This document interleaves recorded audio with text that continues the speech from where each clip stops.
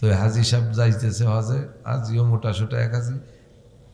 বাসে ওঠার পরে যে লোকাল বাস তো ভরি রয়েছে মানুষ, সিটও খালি নেই, রডও খালি নেই। আজি সাহেব মোটা মানুষ ব্যাটিং বুটিং নিয়ে খানিক দাঁড়ায় রয়েছে, হুমড়ি খেয়ে পড়ে যেতে যায় ব্রেক করতে গেলে। এর মধ্যে এক সাধু, সেও মোটা এক সাধু, সে সিট পেয়ে বসে রয়েছে। তো এই বোম্বাই পর্যন্ত যাই এই সাধু বাসের মধ্যে হাজি সাহেবদের জিজ্ঞাসা, আপ কাহা যাওগে, কোথায় যাবেন ভাই? কে ভাই মুসলমান হো, मैं হজ করনে কো মক্কা যাতা হো। আমি তো মুসলমান, হজের জন্য মক্কা যাচ্ছি। তো সাধু হিন্দু হলেও মুসলমানদের হজটা শুনে মোটামুটি একটু দুর্বল হয়েছে। तो बोलते आप सीट नहीं पाया, सीट पर नहीं, कि नहीं सीट नहीं मिला, तो मेरे गोद पे बैठ जाओ, আমার কোলের মধ্যে বসেন। তো সাধুও মোটা সোটা সাধু, ঘুড়ি টুড়ি আছে, দাঁড়িয়ে দিয়ে মজ দিয়ে একেবারে হুমড়ো সুমড়ো। আজ হিসাবের গায়েও প্রায় 180 কেজি ওজন, বইছে সাধুর কোলে। বাসে যখন খাদের মধ্যে যে ধুলুম দিয়ে পড়ে আর এর যাতা লাগে, আর হাজি সাহেবের তো আর অসুবিধে নেই, নিচেই মোটা রান, ফোম ফোম বাপ, প্যাট আছে পিছনে, গদি গদি বাপ। হাজি সাহেব ওই জাকিতি আর ভালো ঠেয়ার শকর আদায় করে, ইল্লাল্লাহ হক মক্কায় যাই। উনি খুশিতে শকর আদায়, ইল্লাল্লাহ হক মক্কায় যাই। আর সাধু তলের থেকে হরি কৃষ্ণ কষ্ট পাই, হরি খাই ইল্লাল্লাহ হক মক্কায় যাই, ওকে হরি কৃষ্ণ কষ্ট পাই। তুমি যখন কষ্টই পাও তাহলে আর বোম্বের বাসা যাবো না, আমি তো বোম্বাই আসি বাড়ি যাই। এরম বোম্বাই আসি মেলা ছিল, টের পান না আপনারা? হজের অনেক কিছু ওই জায়গা দেখবেন। জুমার দিন বিশেষ করে খুতবায়, জুমার খুতবা হেরেম শরীফে যদি আপনি মক্কায় প্রথম যে 20-22 দিন থাকা লাগবে, 22 দিনের ভিতরে আপনি 3টে শুক্রবার তো অবশ্যই পাবেন। প্রত্যেক জুমার সময় দেখবেন খতিব সাহেবরা বয়ান করে, বয়ানের ভিতরে দোয়া করে। নামাজের পরে আর মুনাজাত করে না। জুমার নামাজের পরে যত জরুরি হোক মুনাজাত জুমার নামাজের পরে করে না, ওই খুতবার ভিতরে দোয়া করে, আল্লাহুম্মা ইজ্জিল ইসলাম ওয়াল মুসলিমিন, আল্লাহুম্মা আনসুরিল ইসলাম ওয়াল মুসলিমিন, আখজুলিল কাফারাত ওয়াল মুবতাদিআত ওয়াল ইয়াহুদা ওয়ান নাসারা ওয়াল মাজুস ওয়াল হুনুদ ওয়াশ শুয়ুঈন।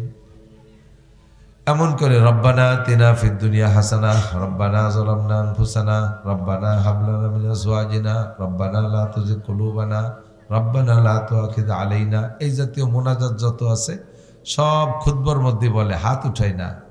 যারা আরবি বোঝে তারা ফাঁকে ফাঁকে বলে আল্লাহুম্মা আমিন, আমিন, আল্লাহুম্মা আমিন, এগুলো বলে। কতক্ষণ? এই জন্যে দোয়ার পরে শুধু হাত উঠানোর সময় মোনাজাতের মধ্যে আমিন বলতে হবে, আল্লাহুম্মা আমিন তা না। যে কোনো সময় দোয়া হলে কি বলতে হয়? আল্লাহুম্মা আমিন। আল্লাহ আমাদের দোয়া কবুল করে নাও। আল্লাহ আমাদের সবাইকে সুস্থতার সাথে, ইজ্জতের সাথে, আমার দিকে সুর তাল আজকে হওয়ার শক্তিও নেই। যেভাবে বলতেছি আপনারা যদি বিরক্ত না হন তাহলে একটু আস্তে আস্তে বলবো। আমি আপনাদের জন্য একটা দোয়া করতেছি, আল্লাহ সুস্থতার সাথে, ইজ্জতের সাথে, প্রশস্ত হালাল রিজিকের সাথে আমাদেরকে লম্বা হায়াতে তয়বা দান করো। সুস্থতার সাথে হায়াতের দাম আছে। হায়াত চাই, সকলে চাই, কিন্তু সুস্থতার সাথে হায়াত। বলেন 200 বছর হায়াত পাইলেন, কিন্তু 100 বছর ভালো ছিলেন, লাস্টের 100 বছর প্যারালাইসিস হইয়া বারান্দায় পড়ে থাকলেন। এই 100 বছর যে বারান্দায় পড়ে থাকলেন, যদি সৈয়দ বংশের চেয়ারম্যান হয়, ওর ওই হায়াতের 5 পয়সার দাম আছে? ফ্যামিলির সবাই বিরক্ত বোধ করে, সামনের বার বলতেও পারে না যে মরিয়ে যাও।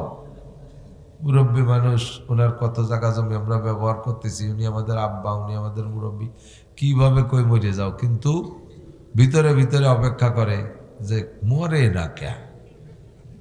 ঠিক না? কোনোভাবে যদি না মারতে না পারে, মাদ্রাসা এসে হুজুর গাতে 5,000 টাকা দিয়ে কয় হুজুর একটা জালাল খতম ফলে আমার আব্বারে মেরে দিয়ে যায়, নিদেন দি। ঠিক না? যদি কয় যে তোমার বাপ, তুমি জালালি খতম পড়ে মারতে চাচ্ছ কে, কয় যে হুজুর জানেন না কি জ্বালান জ্বালাই, খেতা কাপড় গিয়ে পাই নষ্ট হয়ে বেলায়, সেদিন আমার মার মুখ ভরি মুতি দিয়েছে। আর কত সহ্য হয়, মাও তো অসহ্য হয়ে গেছে, মাও তো বুড়ো।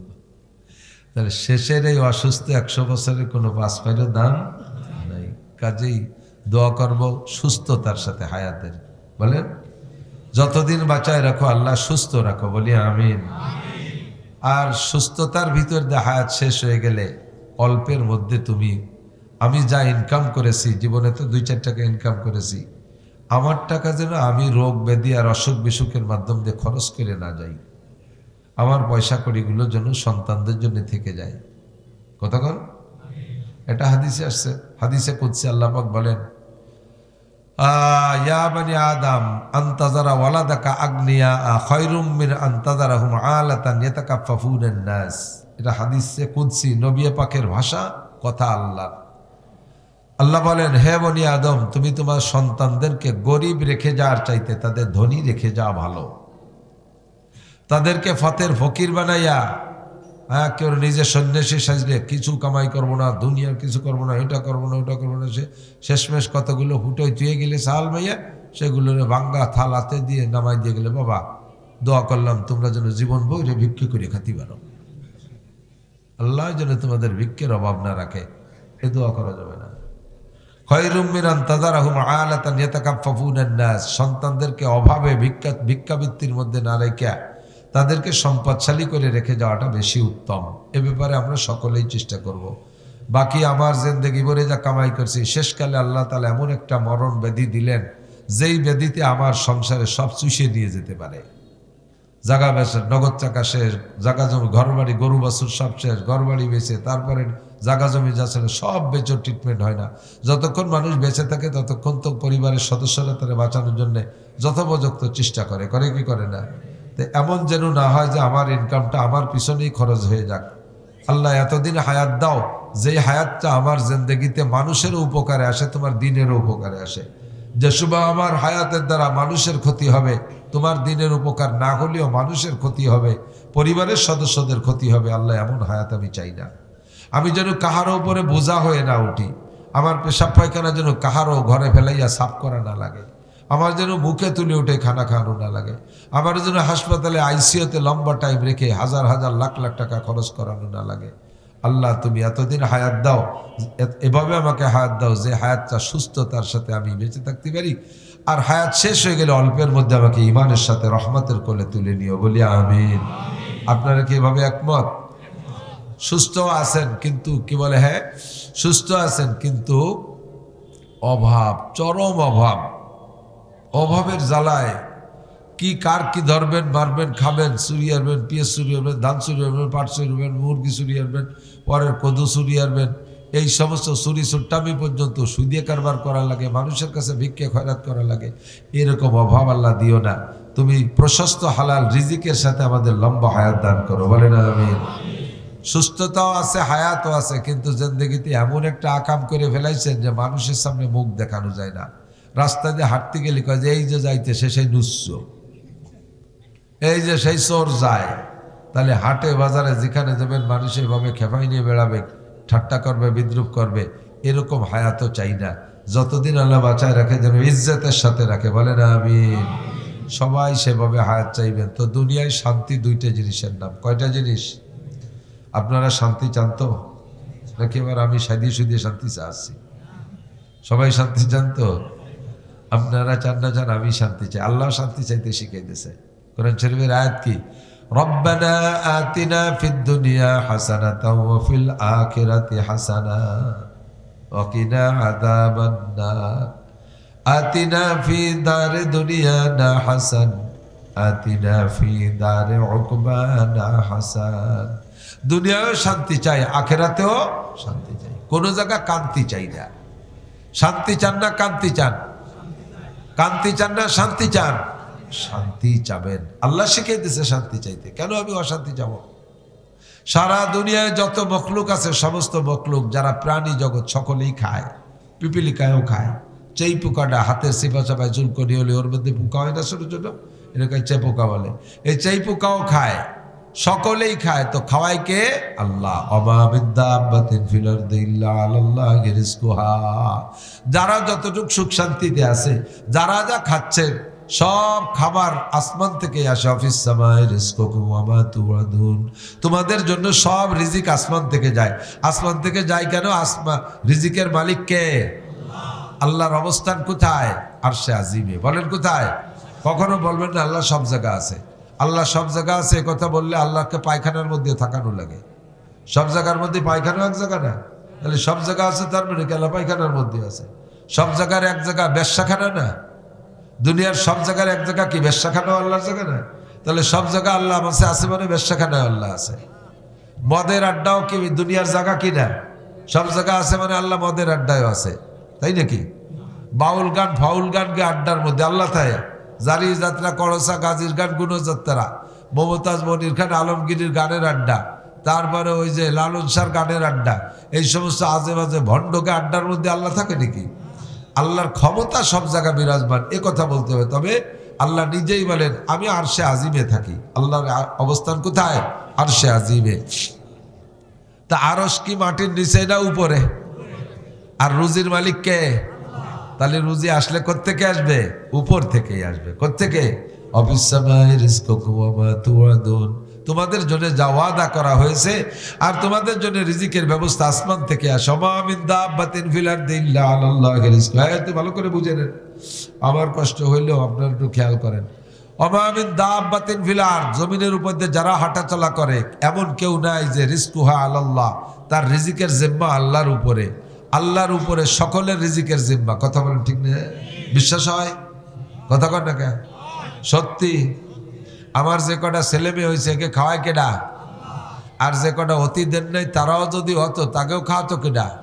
তাহলে তাকেও যদি আল্লাহ খাওয়াতো সে কটারে ঠেয়ালেন কে? দুনিয়ার প্রযুক্তি ব্যবহার করে সে কটারে আসতে দিলেন না কে? আপনি এই জায়গায় ইমান নষ্ট হয়ে গেছে, ইমান মাইর খাইছেন। আপনি চিন্তা করতে এত জাল মাই হলি খাওয়া মানি কোন দিয়ে একটু যারা জায়গা ঘর বাড়ি এর মধ্যে থাকবে না কোন জায়গা ওই সাইডে একটা অথবা দেড়টা অথবা দুনিয়া।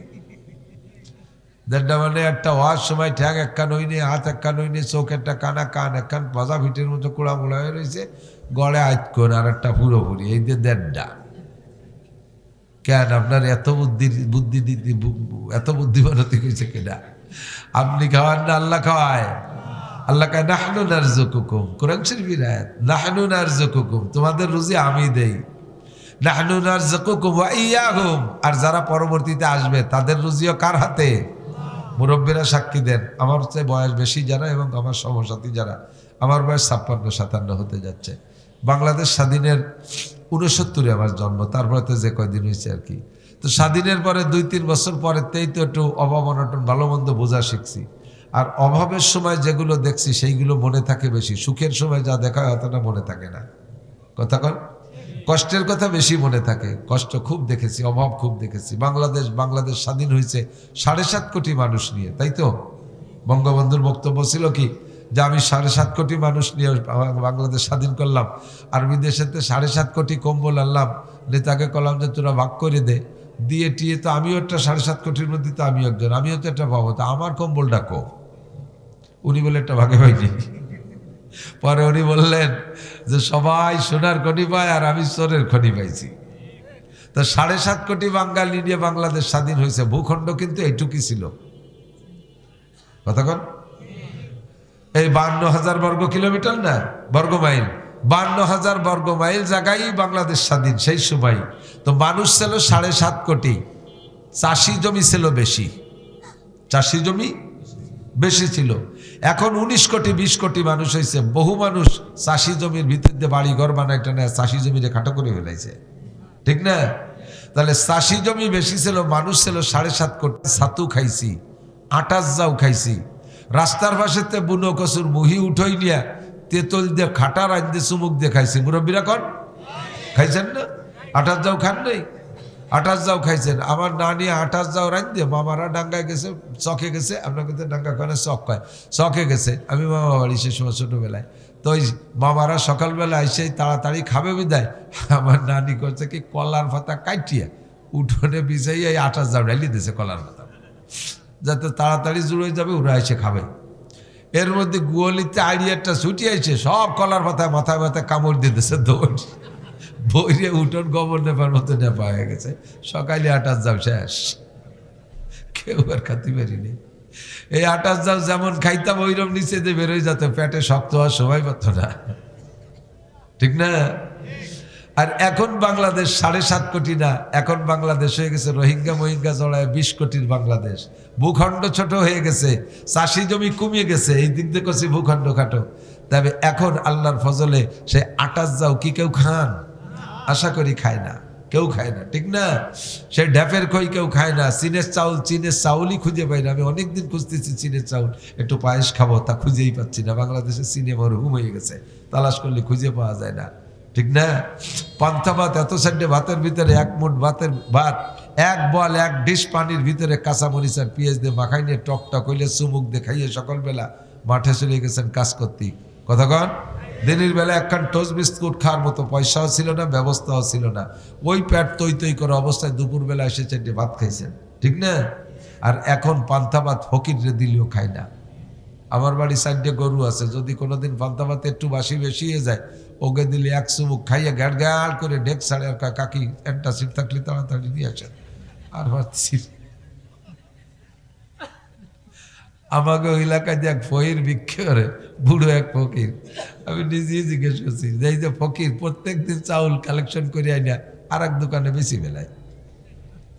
আমি একদিন কইলে বলা, তুমি এই চাল তো বিক্রি করে খাওয়ার জন্য, তা বেশি বেলে তা খাও কি?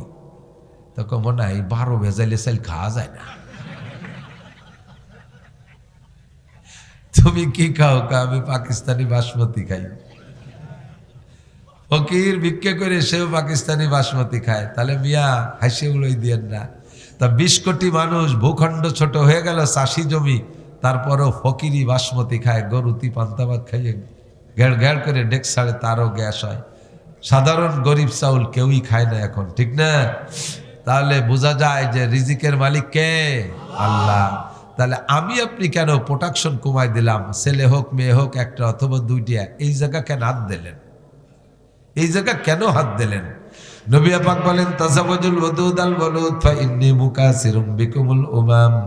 এ যুবকরা, বিয়ে করার জন্য খুঁজে নাও যে বংশের মেয়েরা বেশি সন্তান দেয়, ওই বংশে বিয়ে করো। যা যেহেতু তোমার নানি শাউড়ির 10টা আছে, তোমার শাউড়ির 8টা আছে, তোমার কমপক্ষে 6টা 7টা হলেও হবে। তোমার সন্তান যত বেশি, আমার উম্মত তত বেশি। ফাইন্নী মুকাসিরুম বিকুমুল উমাম, তোমার সন্তান বেশি হওয়া মানে আমার উম্মত বেশি হওয়া।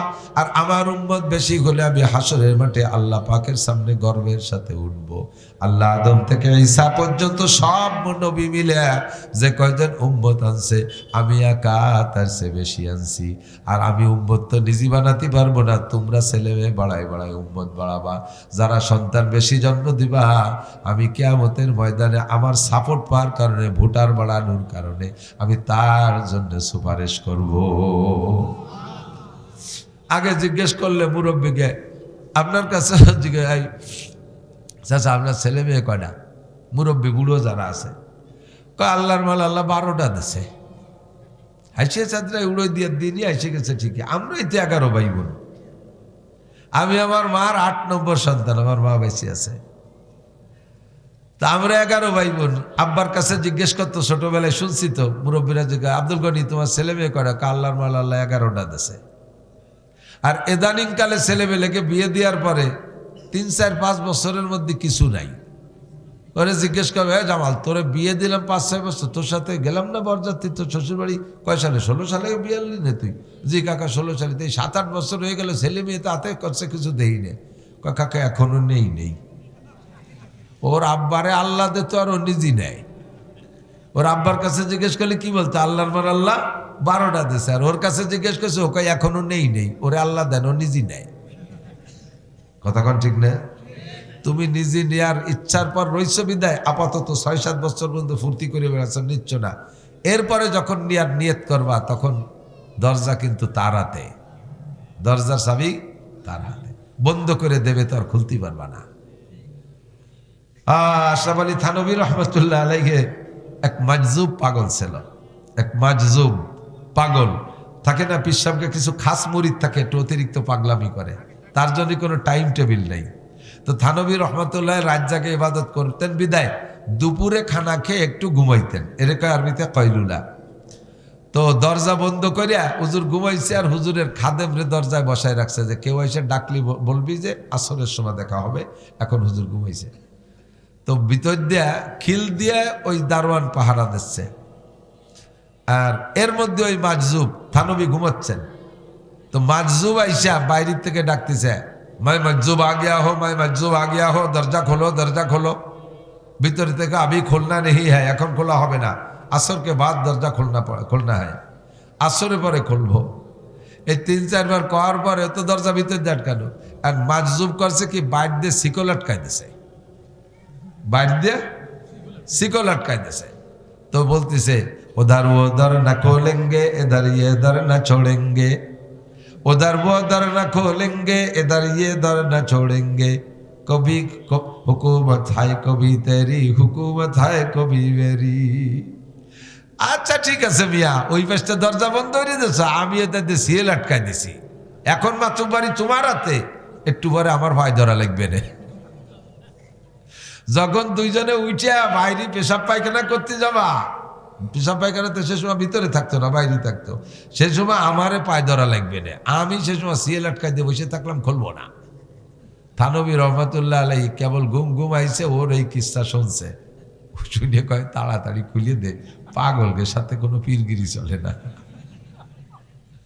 তুমি এখন 7 বছর আনন্দ করার জন্য তুমি দরজা পিছন ভিতর দিয়ে বন্ধ করে দেছো, মালিক যদি বাহির পাইতে শিকল আটকায় দেয়, সারা দুনিয়ার ডাক্তার বাইটে খাওয়ালিও আর একটা ফুটাইতে পারবা না। বহু প্রমাণ আছে, খুঁজে দেখেন, যা বলছি সত্যি না মিথ্যা, বহু প্রমাণ আছে। কাজেই যুবকরা যারা ওই জায়গা ফেল করছে, তোমরা যারা বিয়ে নতুন করছে বা করবা বাপ, সাল মেয়ে যা নিবা 800 ধমাধম 5-7 বছরের মধ্যে নিয়ে ফেলবা, কারণ তোমার তো আল্লাহ দেয় না, নিজেই নাও, নিও। প্রথম সময় সন্তান আব্বা মা জুয়ান থাকতেই সেগুলো বড় হয়ে যায়, তাদেরকে লেখাপড়া শেখানো যায়, তাদের ভূত ভবিষ্যৎ নিয়ে ভাবা যায়, তাদের একটা ভবিষ্যৎ দেখে যাওয়া যায়। আর তুমি বুড়োকালে যাই একটা নিলে, তোমার হাঁটু দুর্বল হয়ে গেছে, এর মধ্যে সেটা এখনো সাবালেগ হয়ে পারি নাই, এর মধ্যে তুমি দম করে চলে গেলে বয়সের কারণে, আর ওইটা কোন দিক যাবে, তোমার বুড়োকালে ওই এতিমটার কি উপায় হবে? এই জন্য বেঁচে, বাকি হায়াতের মালিক আল্লাহ, আমাদের ফিকিরটা এরকমই থাকতে হবে, কথা কোন ঠিক না? রিজিকের মালিক কে? খাওয়ায় কে? শান্তির মালিক কে? আল্লাহু আকবার। কাজেই যা কিছু চাইবো, ওয়াইজা সালতুম ফাসআলুল্লাহ, চাইতে হলে কার কাছে? আল্লাহর কাছে শান্তি যাব। আপনি শান্তি চান তো? আমি শান্তি চাই। শান্তি 2 জিনিসের নাম, বলেন কয় জিনিস? 2টা জিনিসের মধ্যে শান্তি, টোটাল শান্তি 2 জিনিসের মধ্যে সীমাবদ্ধ। জানেন না কি কি? 2টা জিনিসের একটা হলো রিজিক, একটা কি? রিজিক। রিজিক মানে খালি ভাত না। আমার মানবিক জীবনে, এই পার্থিব জীবনে চলতে যাহা কিছু লাগে, ভাত, রুটি, পিঠা, ফল, ফ্রুট, মিষ্টি, ডিম, আন্ডা, গোশ, মাছ, কাপড় চোপড়, মোটরসাইকেল, বাইসাইকেল, প্রাইভেট কার, দালান, কোঠা, গাড়ি, বাড়ি, সোনা, দানা, যা কিছু লাগবে সব কিছুর নাম রিজিক। সব কিছুর নাম রিজিক। এই পর্যাপ্ত থাকা, এইটা পর্যাপ্ত থাকা এবং ক্রয় ক্ষমতার মধ্যে থাকা, এ হলো সুখের অর্ধেক। আর অর্ধেক কি? আর অর্ধেক হলো দুশ্চিন্তা মুক্ত নিরাপদ জীবনযাপন করা। কতক্ষণ? আমাদের যে সকল নেতারা গত টার্মে ছিলেন, আপাতত তারা দেশে নেই, তাদের কিন্তু ওইগুলোর অভাব ছিল না, এখনো অভাব নেই। লাখ লাখ কোটি কোটি টাকা। আমি বাংলাদেশের কোনো একজনের খবর শুনছি, যিনি এখন জেলে আছেন, উনার একটা ট্যাবলেট কিনে খাইতেও জেলারের কাছে বলা লাগে যে আমার জন্য একটা ট্যাবলেটের ব্যবস্থা করে দেন। অথচ উনার ইন্ডাস্ট্রিতে চাকরি করে, বাহিরে উনার বহুত ইন্ডাস্ট্রিজ আছে, উনার ইন্ডাস্ট্রিতে চাকরি করে 5 লাখ 6 লাখ টাকা বেতন নিয়ে যাচ্ছে, আর উনি জেলখানার মধ্যে একটা ট্যাবলেট জেলারের কাছে থেকে খয়রাত করে খাওয়া লাগতেছে। কতক্ষণ? রিজিকের অভাব নাই, সব কিছু আছে, কিন্তু নিরাপদ জীবন ব্যবস্থা নাই। আল্লাহ পাক বলেন 2টা জিনিসের মধ্যে তোমার জাগতিক শান্তি তুমি আমার কাছ থেকে চেয়ে নাও। আতিনা ফি দারে দুনিয়ানা হাসান, আতিনা ফি দারে উকবানা হাসান, রব্বানা আতিনা ফিদ দুনিয়া হাসানা ওয়া ফিল আখিরাতি হাসানা ওয়া কিনা আযাবান নার। আল্লাহ দুনিয়ার জীবনে এই দুইটা জিনিসের মধ্যে শান্তি তুমি দুইটা জিনিসই আমাকে দান করো, আখেরাতেরও শান্তি তুমি আমাকে দান করো। আখেরাত দুনিয়ায় একই ব্যক্তির ভিতরে একই টাইমে সুখ শান্তিও ঢুকতে পারে, আবার তাৎক্ষণিকভাবে অশান্তিও আসতে পারে। একই 70 বছর হায়াতের ভিতরে কিছু টাইম সুখ আর কিছু টাইম দুঃখ এমন হতে পারে। একই দিনের ভিতরে সকাল বিকাল সুখ শান্তি আর অশান্তি ঢুকে পড়তে পারে কি পারে না? সকালে সুখ বিকেলে অসুখ, সকালে সুস্থ বিকেলে অসুস্থ, সকালে শান্তি বিকেলে অশান্তি, সকালে প্রাচুর্যতা বিকেলে অভাব, একই দিনের মধ্যে এরকম আসতে পারে। আর আখেরাতে যায় সব ভাগ হয়ে গেছে। একবার যদি শান্তির মধ্যে ঢোকে জীবনে অশান্তি দেখবে না, আর একবার যদি অশান্তির মধ্যে ঢোকে জীবনে কোনোদিন শান্তির মুখ দেখতে পারবে না। ফি নারি জাহান্নাম খালিদিনা ফিহা আবাদা। আখিরাতের অশান্তি জাহান্নাম, 1 সেকেন্ডের জন্য বের করা হবে না। আখিরাতের চিরশান্তি জান্নাত, জান্নাতিন তাজরি মিন তাহতিহাল আনহারু খালিদিনা ফিহা আবাদা রাদিয়াল্লাহু আনহুম ওয়া রাদু আন। তোমাদের পর আল্লাহ সন্তুষ্ট হইয়া চির জান্নাত দিয়েছে। আমাল হায়াতুদ দুনিয়া ইল্লা কালিল ওয়া ইন্নাদ দারাল আখিরাতা লাহিয়াল হায়াওয়ান। আখিরাতের জিন্দেগি অফুরন্ত জিন্দেগি, সুখ অফুরন্ত অসুখ অফুরন্ত, দুনিয়ার সবগুলোই ফুরন্ত। সুখ কিছুক্ষণের জন্য, অসুখ কিছুক্ষণের জন্য। কথা বলেন, সকালে অসুস্থ বিকেলে সুস্থ, সকালে শান্তি বিকেলে অশান্তি, হয় কি হয় না? কথা বলেন। এবছর ভালো আগামী বছর খারাপ, পরের বছর ভালো আবার পরের বছর খারাপ, এরকম এলোমেলো হয় কিনা? 1 বছর পেঁয়াজের দাম 6000 টাকা, আর 1 বছর পেঁয়াজের দাম 1100 টাকা। 3 আট আছে, 1 আট আগে পেঁয়াজের দাম 6000 টাকা, পরের আটে শুনি যে 1300 টাকা। এ মাথায় টাটা পড়ার কায়দা না? যে লোক আগের হাটে 6000 টাকায় দিয়ে পেঁয়াজ কিনছে, পরের হাটে যদি 1300 টাকা তার বেচতে হয়, তাহলে মনকে কয়টা লাভ? ঘর বাড়ি পুঁজি সালাদ ধরে টান দেয় নাম দুনিয়া। তো দুনিয়া আবার দুইটা জিনিসের মধ্যে শান্তি, একটা হলো পর্যাপ্ত রিজিক, আর একটা হলো আমার নিরাপদ জীবন ব্যবস্থা। 1 কোটি 10 কোটি টাকা ঘরের মধ্যে রাইখা বস্তা ভরে টাকা মানুষের সামনে দিয়ে ওপেনে নিয়ে আসবো, আমার দিকেও ফিরেও তাকাবে না। 10 কোটি টাকা ঘরের মধ্যে রাইখা দরজা খুলে দিয়ে ঘুমাই থাকবো, রাতের বেলা কোনো দুলোভাই আইসা ডাক দেবে না, এ শালা কোথায় আসিস টাকা বেলা, এ বলে কেউ ফিরে তাকাবে না। সুন্দরী যুবতী মেয়ে রাতের অন্ধকারে 10 কিলোমিটার পথ হেঁটে মামা বাড়ি চলে যাবে, রাস্তায় কোনো যুবক ছেলে তারে কিক মারবে না, কুক মারবে না।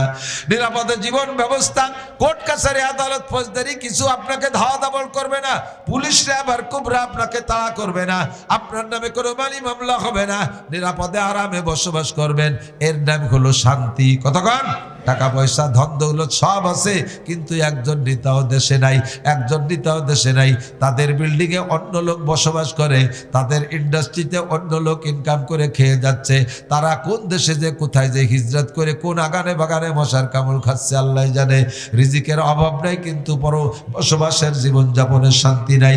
আল্লাহ পাক রব্বুল আলামিন বলেন, এই দুইটি শান্তি পাইতে হলে পরামর্শ আমার থেকে নাও। শান্তি পাইতে হলে পরামর্শ কার থেকে? একটু বলেন না কার থেকে?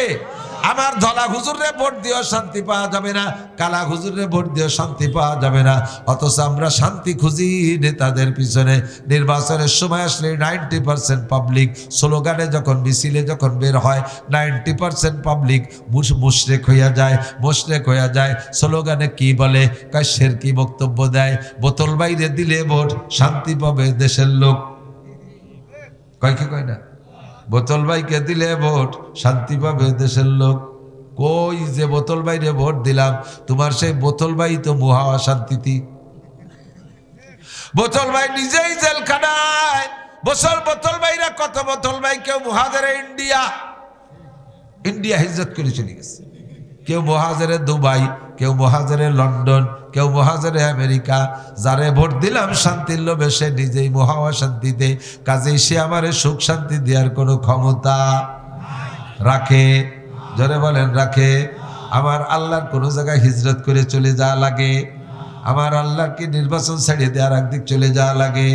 আমার আল্লাহর নামে কোনো মামলা আছে? আল্লাহরে র্যাবে তাড়ায় না, আর্মিতে তাড়ায় না, পুলিশে ধরার জন্য ধাওয়া দামন করে না। আমার আল্লাহ যেখানে আছে ওখানেই থাকেন। আমার আল্লাহ কুলিল্লাহুম্মা মালিকাল মুলক, এই গোটা জাহানের প্রেসিডেন্ট আমার আল্লাহ, গোটা জাহানের মালিক আমার আল্লাহ। আমার আল্লাহকে ভোট দিলে একমাত্র শান্তি পাওয়া যায়। কতক্ষণ? আর কেউ রে ভোট দিয়ে শান্তি পাওয়া যায় না। আল্লাহ পাক বলেন, যদি শান্তি পাইতে চাও ফালিয়াবুদু রাব্বা হাযাল বাইত। মসজিদ কি এই ভাষা নাকি? এই ভাষা। ফালিয়াবুদু রাব্বা হাযাল বাইত, এই ঘরের রবের ইবাদত করো। তার মানে মসজিদের রবের, মসজিদের ঘরের, মসজিদ ঘরের রবের ইবাদত। মসজিদের ঘরের রবকে, আর আমার রবকে, আপনার রবকে। আলহামদুলিল্লাহ রাব্বিল আলামিন, সারা জগতের রব আমার আল্লাহ। রব মানে প্রতিপালক, যার যা লাগবে যেমন লাগবে তার তেমন পরিবেশন করতে পারেন যিনি, তিনি একমাত্র রব। ততক্ষণ আমার কি লাগবে এটা আমি জানি না, আমার রব জানে। আমার কোন সিজনে কি লাগবে আমার রব জানে। ও দোস্ত দেখেন, আনারস, আনারস একটা ফল, যে সময় আনারস প্রচুর হয় ওই সময় এক প্রকারের জ্বর হয়। আবহাওয়াগত দিক দিয়ে ওই সময় এক প্রকারের জ্বর হয়। আল্লাহ পাক ওই জ্বরের প্রতিরোধক হিসেবে ওই সময় আনারস ফল তৈরি করে। এই আনারস খাইলে ওই সময় জ্বর সাইরা যায়। কন্যা সুবহানাল্লাহ। তাহলে আমার ওই সময় আনারস লাগবে, এটা আমার দুনিয়ার নেতা নেত্রী বোঝে নাই, এটা বুঝছে আমার আল্লাহ। ঠিক ঠিক না? যে সময় যে ফল খাইলে ওই সময় সিজনালি রোগ হয়, ওই রোগের থেকে প্রতিরোধ করে এই ফল, সেই ফল আল্লাহ তাআলা ওই সময় তৈরি করে দেয়। আমের সময় আম, কাঁঠালের সময় কাঁঠাল, আনারসের সময় আনারস, আপেলের সময় আপেল। যে সময় যা দরকার সব কিছু পরিবেশন করে। ধনী আর গরিব পর্যায়ক্রমে পাল্টায় পাল্টায় আল্লাহ তাআলা ব্যক্তি হিসেবে নিয়ামতের ক্লাসিফিকেশন করেছে। বোঝেন এই কথায় দিক তাকান। ধনী গরিব আল্লাহ তাআলা ব্যক্তি পার্থক্যে নিয়ামতের ক্লাসিফিকেশন করেছে। সবাই আল্লাহ ধনী বানাবে না। আল্লাহর সিদ্ধান্ত ওরা দারাজাত, মান সম্মানের দিক দিয়ে সবাই সমান বানানো যাবে না। যদি সবাই একই রকম সম্মানী হইতো তাহলে জুতো বানাতো কেনা, কাপড় বুনতো কেনা, দর্জিগিরি করতো কেনা, আরে এই সমস্ত ছোট ছোট কাজ করতো কেনা, তোমার সুইপারিগিরি, বাথরুম পায়খানা সাফ করতো কেনা। এই জন্য এক দলের সুইপার বানাতে হবে, এক দলের মুসি বানাইতে হবে, এক দলের ঋষি বানাইতে হবে। কতক্ষণ? একদল রে কামার বানাইতে হবে, একদল রে কুমার বানাইতে হবে, একদল রে তাঁতি বানাইতে হবে, একদল রে স্বর্ণকার বানাইতে হবে, একদল রে ভোটার বানাইতে হবে, একদল রে মেম্বার বানাইতে হবে, একদল রে চেয়ারম্যান, আর একদল রে উপজেলা চেয়ারম্যান, আর একদল রে একটু উপরে নিয়ে এমপি বানাইতে হবে। তার মধ্যে আর একদল বাছাই করে মন্ত্রী বানাইতে হবে, ওর মধ্যে আবার বাছাই করে একজন রে প্রধানমন্ত্রী বানাইতে হবে, সর্বোপরি মুরব্বী একজন প্রেসিডেন্ট বানাইতে হবে। ওরা ফানা বাদাহুম ফাওকা বাদিন দারাজাত। এভাবে ক্লাসিফিকেশন করে যদি মানুষ তৈরি না করতাম দুনিয়াটা চলতো না। এটা আল্লাহ পাকের সুন্দর একটা নিজাম। কতক্ষণ? ঠিক কি ঠিক না? এবার ব্যক্তি যেমন তার জন্য আসবাবও সেরকম আছে। 300 টাকা দামের চাউল আছে না নাই? কয়েকদিন আগে আমি 350 টাকা দামের চাউল কিনে নিয়েছি মেহমানদের খাওয়াবো বলে। 350 টাকা দামের কেজির চাউল। আমি তো মাত্র মেহমানদের জন্য 10 কেজি কিনে নিয়ে আসছি। কিন্তু আল্লাহর দুনিয়া এমন মানুষ আছে যারা রেগুলার 3 ওয়াক্ত 350 টাকা দামের চাউলের ভাত খায়। আছে না নাই? আবার 30 টাকা দামের চাউলও আছে, তা খাওয়ারও মানুষ আছে। আছে না? 30 টাকা দামের চাউল যারা খায় ওদেরকে আবার 350 টাকা দামের চাউলের ভাত খাওয়ানো যাবে না। কারণ 350 টাকা দামের চাউলের ভাত পাতলা ফেরিয়া। ওরা 30 টাকা দামের চাউল খায়, মোটা মোটা গাবের আঠির মতো চাউলের ভাত পেট ভরে গাদাইয়ে খাইয়া সকালের থেকে বিকেল 3টা পর্যন্ত পেঁয়াজ লাগাবে, বই কোপাবে, কুদাল কোপাবে। ওকে যদি পাতলাই প্লাস্টিকের চাউলের ভাত খাওয়ায় দেয়, 2 কোপ দিয়ে একবার পেশাব করলে পেট খালি হয়ে যাবে, আর কাজ করতে পারবে না। কি কায়দা! কন্যা সুবহানাল্লাহ। এই বৈষম্য করছেন যিনি, তিনি আমার রব, তিনি আমার আল্লাহ, তিনি আমার রব। ঠিক কিনা? আল্লাহ আবার ওই 30 টাকা দামের চাউল, ওই 300 টাকা দামের চাউল যারা খায় তাকেও খাওয়ানো যাবে না। ওকে পেট ওই 300 টাকা দামের পাতলা চাউল খাইতে খাইতে নরম হয়ে গেছে। ওই মোটা মোটা গাবের আঠির মতো চাউলের ভাত খাওয়াইলে ওগুলো পেটে যে হজম হবে না, ওরা অতি তাড়াতাড়ি পেট খারাপ হয়ে একেবারে ইয়ার গানের গুলির মতো ফল ফল করে সব পিছন দিয়ে বার হয়ে চলে যাবে। পেটে যে হজম হবে না, ওরাও খেয়ে বেঁচে থাকতে পারবে না। 2500, 2700, 2800, 3000 টাকা দামের লুঙ্গি আছে। আছে না নাই? কতক্ষণ আছে না? তারপর আরও লোক আছে 250 টাকা দামের লুঙ্গি পরারও লোক আছে। 250 টাকা দামের লুঙ্গি যারা পরে তাকে 3000 টাকা দামের লুঙ্গি পরানো যাবে না, কারণ 250 টাকা দামের লুঙ্গি পরে 8 সমান কাদার মধ্যে যে মাটি নরম কইরা ধান লাগাতে হবে, ওরে 3000 টাকা দামের লুঙ্গি পরাই দিলে ওই লুঙ্গি পরে কি কেদার মধ্যে নামবে? ও ডাটে সাটে সাত দোকানে যে বসে থাকবে, কেদার মধ্যে কাজ করবে না। এই জন্য ওর জন্য আল্লাহ 300 টাকা দামের লুঙ্গি বানাইছে। আবার 3000 টাকা দামের লুঙ্গি পরালে ওইটা দিলি সে লজ্জায় বাইরে যাইতে পারবে না। আল্লাহ কাওরা ফানা বাদুকুম ফাওকা বাদিন দারাজাত, এর মানেই হলো আমি আল্লাহ রব। যে ব্যক্তি যেমন তার জন্য তেমন ব্যবস্থা। বাজারে যে দেখেন এত বড় একটা বল মাছ 3500 টাকা 4000 টাকা দাম, এই বল মাছ কেনার সবার যোগ্যতা থাকে না। যাদের পয়সা আছে তারা বল মাছটা কিনে নিয়ে যায়, গরিব মানুষ পিছনে দাঁড়ায় দাঁড়ায় লম্বা লম্বা হাই ছাড়ে, পয়সা নাই, বল মাছ খাতে পারলাম না। আল্লাহকে তোমার মন খারাপ করার দরকার নাই। ওই বংশের ছোট মাছ আছে পাবদা মাছ, একই বংশ সাইজই ছোট, তুই ওইতে করে কিনে নিয়েছে। কি চমৎকার সৃষ্টি হতে পারেন। যে বড় আছে ওই বড়র বংশের ছোট আছে। বাঘ আছে তো বিলেই আছে, কতক্ষণ ঠিক না? বাঘ আছে তো, হাতি আছে তো তার বংশে ছোট শুয়োর আছে, শুয়োর আছে তার বংশে ছোট সুসু আছে, সুসু আছে না তো শিখে, ওই একই বংশের। কিন্তু বল মাছ আছে সেই বংশের পাবদা মাছ আছে, শৈল আছে সেই বংশের টাকি মাছ আছে, ঠিক না? গজার আছে সেই বংশের, গাড়িটাই কয়নি কই যে মাথা মোটা গোলডা যেরা, হ্যাঁ কাঠগেটাই এইটা আছে। যে বংশের যে বড়টা আছে সেই বংশের ছোটটা আছে। কেন? সবাই সবটা কিনে খাতে পারবে না। বড়রা কিনে খাক, গরিব মানুষ পরান দূর না যায়, তোরা কয়টা টাই মাছ কিনে কদু দিয়ে গুটি না, ঠিক না? আল্লাহ আমার রব, রবই আমার সব, রিজিকের মালিক আমার কে? শান্তি কে দেয়? কাজেই শান্তি পাইতে হলে আল্লাহ পাকের কাছে চাইতে হবে। দুনিয়ার কোন নেতা নেত্রী শান্তি দিতে পারে না। এই জন্য আল্লাহ কয় ফালিয়াবুদু রাব্বা হাযাল বাইত, শান্তি যেহেতু চাও আমার থেকে পরামর্শ নাও, এই ঘরের রবের ইবাদত করো। সে কি দেয়? আল্লাযী আত'আমাহুম মিন জু, তোমার যত ক্ষুধা আছে, ভাতের ক্ষুধা, ফলের ক্ষুধা, মিষ্টির ক্ষুধা, ঘরের ক্ষুধা, টাকার ক্ষুধা, সোনার ক্ষুধা, রূপার ক্ষুধা, দালানের ক্ষুধা, গাড়ির ক্ষুধা। ক্ষুধা মানে আল্লাহ না, ক্ষুধা মানে কি দিয়া? এই যে কি দিয়ার ক্ষুধা আছে সমস্ত ক্ষুধা নিবারণ করে ওই আল্লাহ। ওয়া আমানাহুম মিন খাউফ। 2 নম্বর শান্তির দ্বিতীয় অংশ, আমার দিক তাকান। শান্তির দ্বিতীয় অংশের নাম হলো নিরাপদ বসবাস। সেটাও ওই আল্লাহ পাকি দান করে। নিরাপদ বসবাস ওই আল্লাহ দান করে। কতক্ষণ ঠিক না? আরে কোটি কোটি টাকার মালিক যখনই সে পয়সার মালিক হয়ে যায় তখন তার বাংলার জমিনে নিরাপত্তা শেষ। একটু নেতা হয়ে উঠলে নিরাপত্তা শেষ। আগে আমার দলা হুজুর স্বাভাবিকভাবে চলতেন। যখনই সামনে নেতা হওয়ার নিয়েতে নামছে, এখন নির্বাচনের জন্য ভোট কালেকশন করে বেড়ায়, সাথে সাথে হুজুরের শত্রু তৈরি হয়েছে পিছনে, আছে না নাই? কথা কান। আমরা সবাই হুজুরের ফোনে পরামর্শ দেই, হুজুর একা চলবেন না, একটু গার্ড নিয়ে চলেন, আপনার পিছনে শত্রু দাঁড়ায় গেছে, এখন আর আপনার নিরাপত্তা নাই। এই বাংলার জমিনে রাজনীতি করতে যে নিরাপদ জীবনযাপনের ব্যবস্থা যে কবে আল্লাহ দেবে আল্লাহই ভালো জানে। আল্লাহকে যদি শান্তি পাইতে চাও এই ঘরের রবের ইবাদত করো। ইবাদত কি এবার শুনে নেন। আমার এদিক কষ্ট হচ্ছে, আমার খুব কষ্ট হচ্ছে, এদিক দেখান। ইবাদত কাকে বলে? ইবাদত হলো মাতা কুমুর। খেয়াল করতেছেন? আপনারা দাঁড়ায় খেয়াল কতক্ষণ করবেন? একটু বসেন, দাঁড়ায় থাকলে ঠান্ডা লাগবে না। এই ভিতরে ডুয়ে খোপে গরম হয়ে গেছে, ওর মধ্যে ডুয়ে বসে পড়েন, চাদর গায়ে দেওয়া লাগবে না। আমার নাক মুখ বন্ধ হয়ে যাচ্ছে। ইবাদত, আল্লাহর ইবাদত করলে আল্লাহ 2 প্রকারের শান্তি দেয়। এটা ওয়াদা করছে না? আল্লাহ তো বছরে একবার ওয়াদা খেলাফ করে, বোঝে নাই? জীবনে একবার করে, মাসে, সপ্তাহে।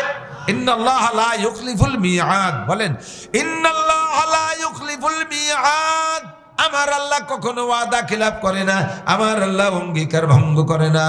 আমার আল্লাহ ওয়াদা করেছেন আল্লাযী আত'আমাহুম মিন জু ওয়া আমানাহুম মিন খাউফ ওয়ালাউ আন্না আহলাল কুরা আমানু ওয়াত্তাকাউ লাফাতাহনা আলাইহিম বারাকাতিম মিনাস সামাই ওয়াল আরদ।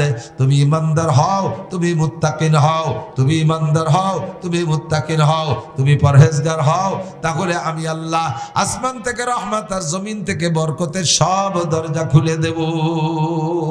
তোমার রিজিকের যা দরকার সব আমি দেব, তোমার নিরাপদ বসবাসের দরকার আমি দেব। সরকার নিরাপত্তার জন্য কত বাহিনী বানাইছে, 1 নম্বরে সেনাবাহিনী, 2 নম্বরে তার সাথে বিমান বাহিনী, 3 নম্বরে কি বলা হয় নৌবাহিনী, 4 নম্বরে বিডিআর, 5 নম্বরে র্যাব, 6 নম্বরে পুলিশ, 7 নম্বরে আনসার, তাই না, 8 নম্বরে শহীদার, 9 নম্বরে দফাদার। কত দ্বার তৈরি করছে। আবার এক এক বাহিনীর মধ্যে আবার ক্লাসিফিকেশন আছে। পুলিশের মধ্যে কয়েক প্রকারের পুলিশ আছে, তার মধ্যে এক প্রকারের পুলিশের নাম অ্যান্টি করাপশন। কারণ ওই পুলিশরাও যারা করাপশন করে তাদেরকে ঠেকানোর জন্য ওর মধ্যে বাছাই করে কিছু আল্লাহওয়ালা পুলিশ বানাইছে, তাদের নাম অ্যান্টি করাপশন, তার মানে দুর্নীতি দমন কমিশন। এই দুর্নীতি দমন পুলিশ ওরা আবার নাকি শুনছি যে কয়দিন ধরে ঘুষ খাওয়া শিয়ে গেছে। অ্যান্টি করাপশন যাকে বানাইছে তারাও বলে নাকি করাপশন করা শুরু করছে, ওদের ঠেকানোর জন্য আরেকটা বাহিনী বানাইছে, তাদের নাম অ্যান্টি করাপশন। এখন তারাও যদি দুর্নীতি করে তাহলে কোথায় যাবা? হযরত নবী পাকের জামানায় মেম্বারের উপরে তাক, হযরত আবু বকরের সময় তারপরে তাক, হযরত উমরের সময় তারপরে তাক, উসমান এসে কয় এভাবে যদি নিচের দিক তাক বানাতে যাই তাহলে হয় মেম্বারে আসমানে নিয়ে যেতে হবে, আর নয় নিচের তাক মাটির তলে চলে যাবে। কাজে এই জায়গা থামিয়ে যাক, কতক্ষণ এই জায়গা থামিয়ে যাক। এবার অ্যান্টি করাপশনের পাশে দাঁড়াইছে অ্যান্টি করাপশন। ওরাও যদি ঘুষ খায় তাকে ঠেকাবে কিনা, তারাও যদি ঘুষ খায় তাদের ঠেকাবে কেনা। ঘুষের হাত থেকে বাংলাদেশকে বাঁচানো বড় কঠিন হয়ে গেছে। আগে আমরা বদনাম দিতাম নির্বাচিত সরকার, আওয়ামী লীগের সময় নেতারা ঘুষ খায়, বিএনপির সময় বিএনপিরা ঘুষ খায়। বর্তমানে তো কোনো আওয়ামী লীগ আর বিএনপি নাই, এখন তো কোর্ট কাছারিতে অফিস আদালতে কোনো ঘুষ খায় না, না দাঁত মেজি ফেলাইছে, খুলিয়ে দিয়েছে। এখন খায় আশের বাচ্চার চাইতে বেশি। আশের বাচ্চা আসে শামুক খায় না, শামুক খায় না, আসে কি শামুক সবাই খায়, দইয়ের টপাস করে গিলি ফেলে। কতক্ষণ? এখন ঘুষখোর আগের চাইতে কয়েক গুণ বেড়ে গেছে এই 16-17 মাস। কোথাও হাত দেওয়ার কায়দা নাই, ঘুষতি নাক ফাটায় ফেলাই দিচ্ছে। শান্তি যদি পাইতে চাও ওই মালিকের সাথে যোগাযোগ করো, ইবাদত করো। ইবাদত কি? ইবাদত 2টা জিনিস, বলেন ইবাদত 2টা জিনিস কি? কয় কি মা তাকুমুর রাসূলু ফাখুযুহু ওয়া মা নাহাকুম আনহু ফান্তাহু। দুনিয়ার যে কাজ করবা ওইটাই ইবাদত হয়ে যাইবে। প্রত্যেকটা কাজের মধ্যে 2টা দিক আছে, একটা দিক বৈধ আর একটা দিক অবৈধ। একই কাজ, একই খেয়াল কর, একই কাজের ভিতরে 2টা দিক। জমিতে একটা কোপ দেবেন, এই কোপটা বৈধ এবং অবৈধ 2 রকম হতে পারে। কোপটা যদি আপনার জমিতে ভিতরে দেন তাহলে বৈধ, আর ওই কোপটা যদি আলীর পর্যায়ে কোপ দিয়ে আর একজনের জমি ভিতরে আনেন সেই কোপটাই কতক্ষণ পেঁয়াজ উঠোনো বৈধ। যদি নিজের ক্ষেতের পেঁয়াজ উঠোন আর একজনের ক্ষেতে 1 মুঠ উঠোই এনে বুড়ির মধ্যে ফেলাই চলেন তাহলে এই মুঠ কি হবে? অবৈধ। আমার পকেটে টাকা আছে, এই 500 টাকা আমি হাতে ধরছি, আমার একান্ত হালাল টাকা, রক্ত পানি করা টাকা, এই টাকাটা আমি ধরে রাখছি যা আমার জন্য হালাল। আপনি দম করে থাবা দিয়ে আপনার হাতে কেড়ে নিয়ে গেলেন, ওই টাকাটাই আপনার জন্য হারাম। হালাল না হারাম? কতক্ষণ হালাল না হারাম? আপনি যে কাজ করবেন প্রত্যেকটা কাজ ইবাদত হয়ে যেতে পারে, আবার প্রত্যেক ওই কাজটাই গুনার কাজ হইতে পারে। দুনিয়ার কাজটার ভিতরে আপনার ইবাদত হইতে পারে, আবার আখেরাতের কাজও আপনার গুনার কাজ হয়ে যেতে পারে। ইবাদতও গুনাহ হতে পারে, দুনিয়া ইবাদত হইতে পারে। ক্বালা রাসূলুল্লাহ সাল্লাল্লাহু আলাইহি ওয়াসাল্লাম কাম মিন আমালিন ইউতাসাওয়ারু বিসূরাতিল আমালিদ দুনিয়া সুম্মা ইয়াসিরু মিন আমালিল আখিরা বিহুসনিন নিয়াত। অনেক কাজ আমাদের অনেক কাজ দেখতে দুনিয়া, নিছক দুনিয়া, ওর মধ্যে আখিরাতের কোনো গন্ধ আছে বলে সাধারণভাবে বোঝা যায় না। একেবারে শতভাগ দুনিয়ার কাজ, কিন্তু ওই কাজের ভিতরে যদি নিয়তটা সুন্দর করে তৈরি করেন, ওই দুনিয়ার কাজটাই আপনার আখিরাতের কাজে পরিণত হবে। যেমন একটা উদাহরণ, যুবক তুমি জেনারেল পড়তেছো, ম্যাট্রিক পাস করছো বাস ভালো, আইএ পাস করছো ভালো, বিএ পাস করছো ভালো, এমএ পাস করছো ভালো, বিসিএস পাস করছো ভালো। এবার তোমার নিয়ত থাকবে আমি বিসিএস ক্যাডার হইতে পারলে, বিসিএস পাস করতে পারলে সর্বপ্রথম আমি ম্যাজিস্ট্রেট হব, এরপরে ধীরে ধীরে আমার প্রমোশন হবে, আমি কি বলা হয় সে এভাবে একসময় আমি ডিসি হব, এরপরে আমি সচিব হব, আমি যদি জজ হতে পারি, বিচার পর্যায়ে যেতে পারি, তাহলে একসময় আমি দায়রা জজ হব, একদিন আমি বিচারক হব। আমি যদি বিচারক হইতে পারি, আমার কোর্টে কোনো ঘুষ চলবে না, আমি পরিষ্কার সঠিক বিচার করব। আমি যদি ডিসি হতে পারি, আদর্শ ডিস্ট্রিক্ট গড়ব। আমি যদি এসপি হতে পারি, আমার লাইনের যত পুলিশ আছে সবাইরে নামাজি বানাবো। আমি যদি ওসি হতে পারি, থানার মধ্যে কোনো ঘুষ চলবে না। এই নিয়ত করে তুমি বিসিএস ক্যাডার হও, জেনারেল যত পড়ো, তোমার জেনারেল পড়াগুলো দেখতে দুনিয়া, কিন্তু ওটার পেট ভরা নেকি আর নেকি। কতক্ষণ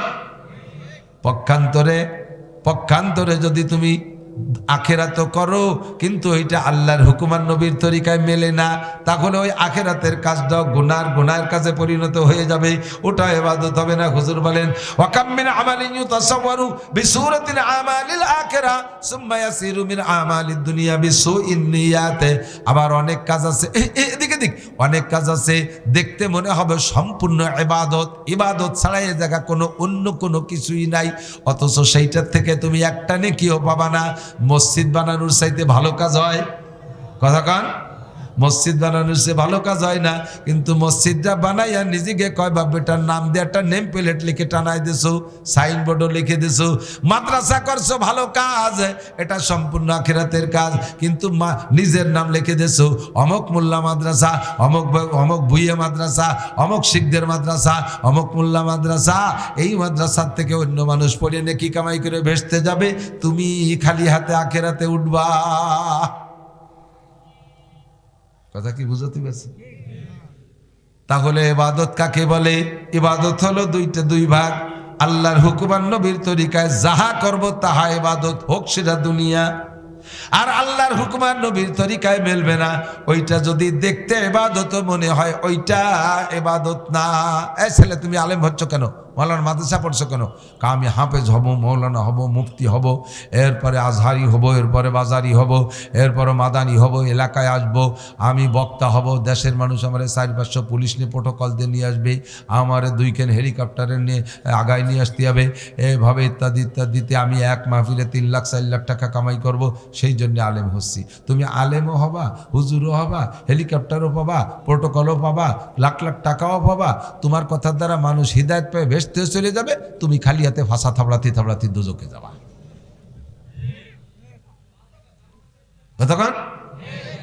তুমি শূন্য হাত।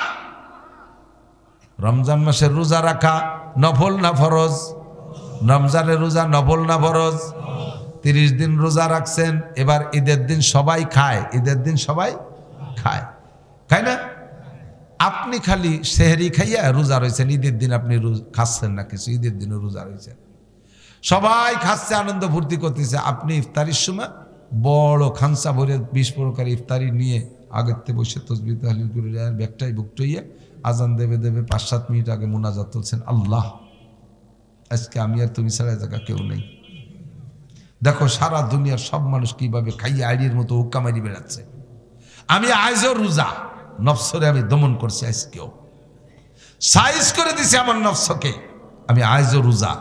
তাহলে যেদিন সবাই আনন্দ করতেছে সেদিন আমি আমার নফসের সাথে জিহাদ করছি, আমি আজকে রোজা রয়েছি। বলো আল্লাহ আজকে তুমি আমার কি পুরস্কার দিবা বলো? আজকে কিন্তু আর কেউ চাচ্ছে না, আমি একা আর তুমি একা। আল্লাহ আজকে তোমার জুতো দিয়ে 2 বাড়ি দেবো। এই বদমাইশ, তোর আজ রোজা থাকতে গেছে কিনা? এত সুন্দর রোজাটা, তাও ইবাদত হলো না। কেন হলো না? কন্ত আল্লাহর হুকুম আর নবীর তরিকার সাথে মিল হয় নাই, সেই জন্য। কথা কি বুঝাতে পারছি? বাউল গানটা বাউল গান গায়, বাউল পাল্টি বাউল গান গায়। একটু খোঁজেন তো কোন নবী রসুল বাউল গান গাইছে? আবু হানিফা, শাফি, আহমদ, মালিক, বুখারী, মুসলিম, তিরমিজিওয়ালা সাহাবা ইকরাম গাইছে বলে মনে হয়? খুঁজে দেখেন ইতিহাস। একজন সাহাবা গাইল না, একজন নবী গাইল না, একজন তাবেইন গাইল না, একজন তাবেইন গাইল না, একজন ইমামরা গাইল না, আহমদ শফি সাহেব গাইল না, সদর সাহেব গাইল না, আমাকে বাহিদদের হযরত মাওলানা আব্দুল আজিজ সাহেব রহমতুল্লাহ আলাইহি বাউল গান গেল না। যারা জীবনটা কোরআন হাদিসের মধ্যে কাটায় দিল তারা বাউল গান গেল না। তাহলে এই বাউল গান শরীয়তের গান, মারেফাতের গান, হাকিকাতের গান, তরিকতের গান হবে কি করে? কেন হবে? একটু ভাবলেই তো সারে লাথি মেরে চলে আসা সহজ। কথা কন, যেই গানটা আল্লাহর হুকুম আর নবীর তরিকায় মিল খাবে না সে গানটাও গান না। যেই নামাজ আল্লাহর হুকুম নবীর তরিকায় মিল খাবে না সেই নামাজ কি বলে? সে নামাজও নামাজ না, সেই রোজাও রোজা না, তিলাওয়াতও তিলাওয়াত না। শরীর নাপাক, গোসল ফরজ হয়ে গেছে, আপনি বড় একখান কোরআন শরীফ ধরিয়ে খুলিয়ে পড়তেছেন। এই নাপাক শরীরে আপনি কোরআন শরীফ ধরছেন কেন? লা ইয়ামাসসু ইল্লাল মুতাহহারুন কেন বলতে? আপনার এই সম্ভব ভর্তি হয়েছে কিনা? পায়খানার মধ্যে গেছেন, হাতে এক গাছ তসবিহ নিয়ে গেছেন, কিছুক্ষণ বসে থাকবেন, এখানে বসে আল্লাহ বসে এই পায়খানার মধ্যে বসে আল্লাহ বিল্লি হলে এটা ইবাদত হবে? তাহলে ইবাদত সংক্ষেপে বুঝিয়ে ফেলি, বুঝতেই তো পারছি। কোন আমি আপনি জেনারেল শিক্ষিত মানুষ বা সাধারণ পাবলিক আমরা জানি না ইবাদত কাকে বলে। এই ইবাদতগুলো জানার জন্য একজন হক্কানি আলেম পীর সাহেবকে ধরতে হবে, যে হুজুরের সাথে মন খুলে সব কথা শুনিয়ে শুনিয়ে আমল করা যায়। আর দাওয়াত ও তবলিগের সময় লাগাইতে হবে, উলামাই কেরামের কাছ থেকে শুনিয়ে নিতে হবে। এ জায়গা কখনো হস্তক্ষেপ করবে না, মাতুব্বারি মোটে করবেনই না।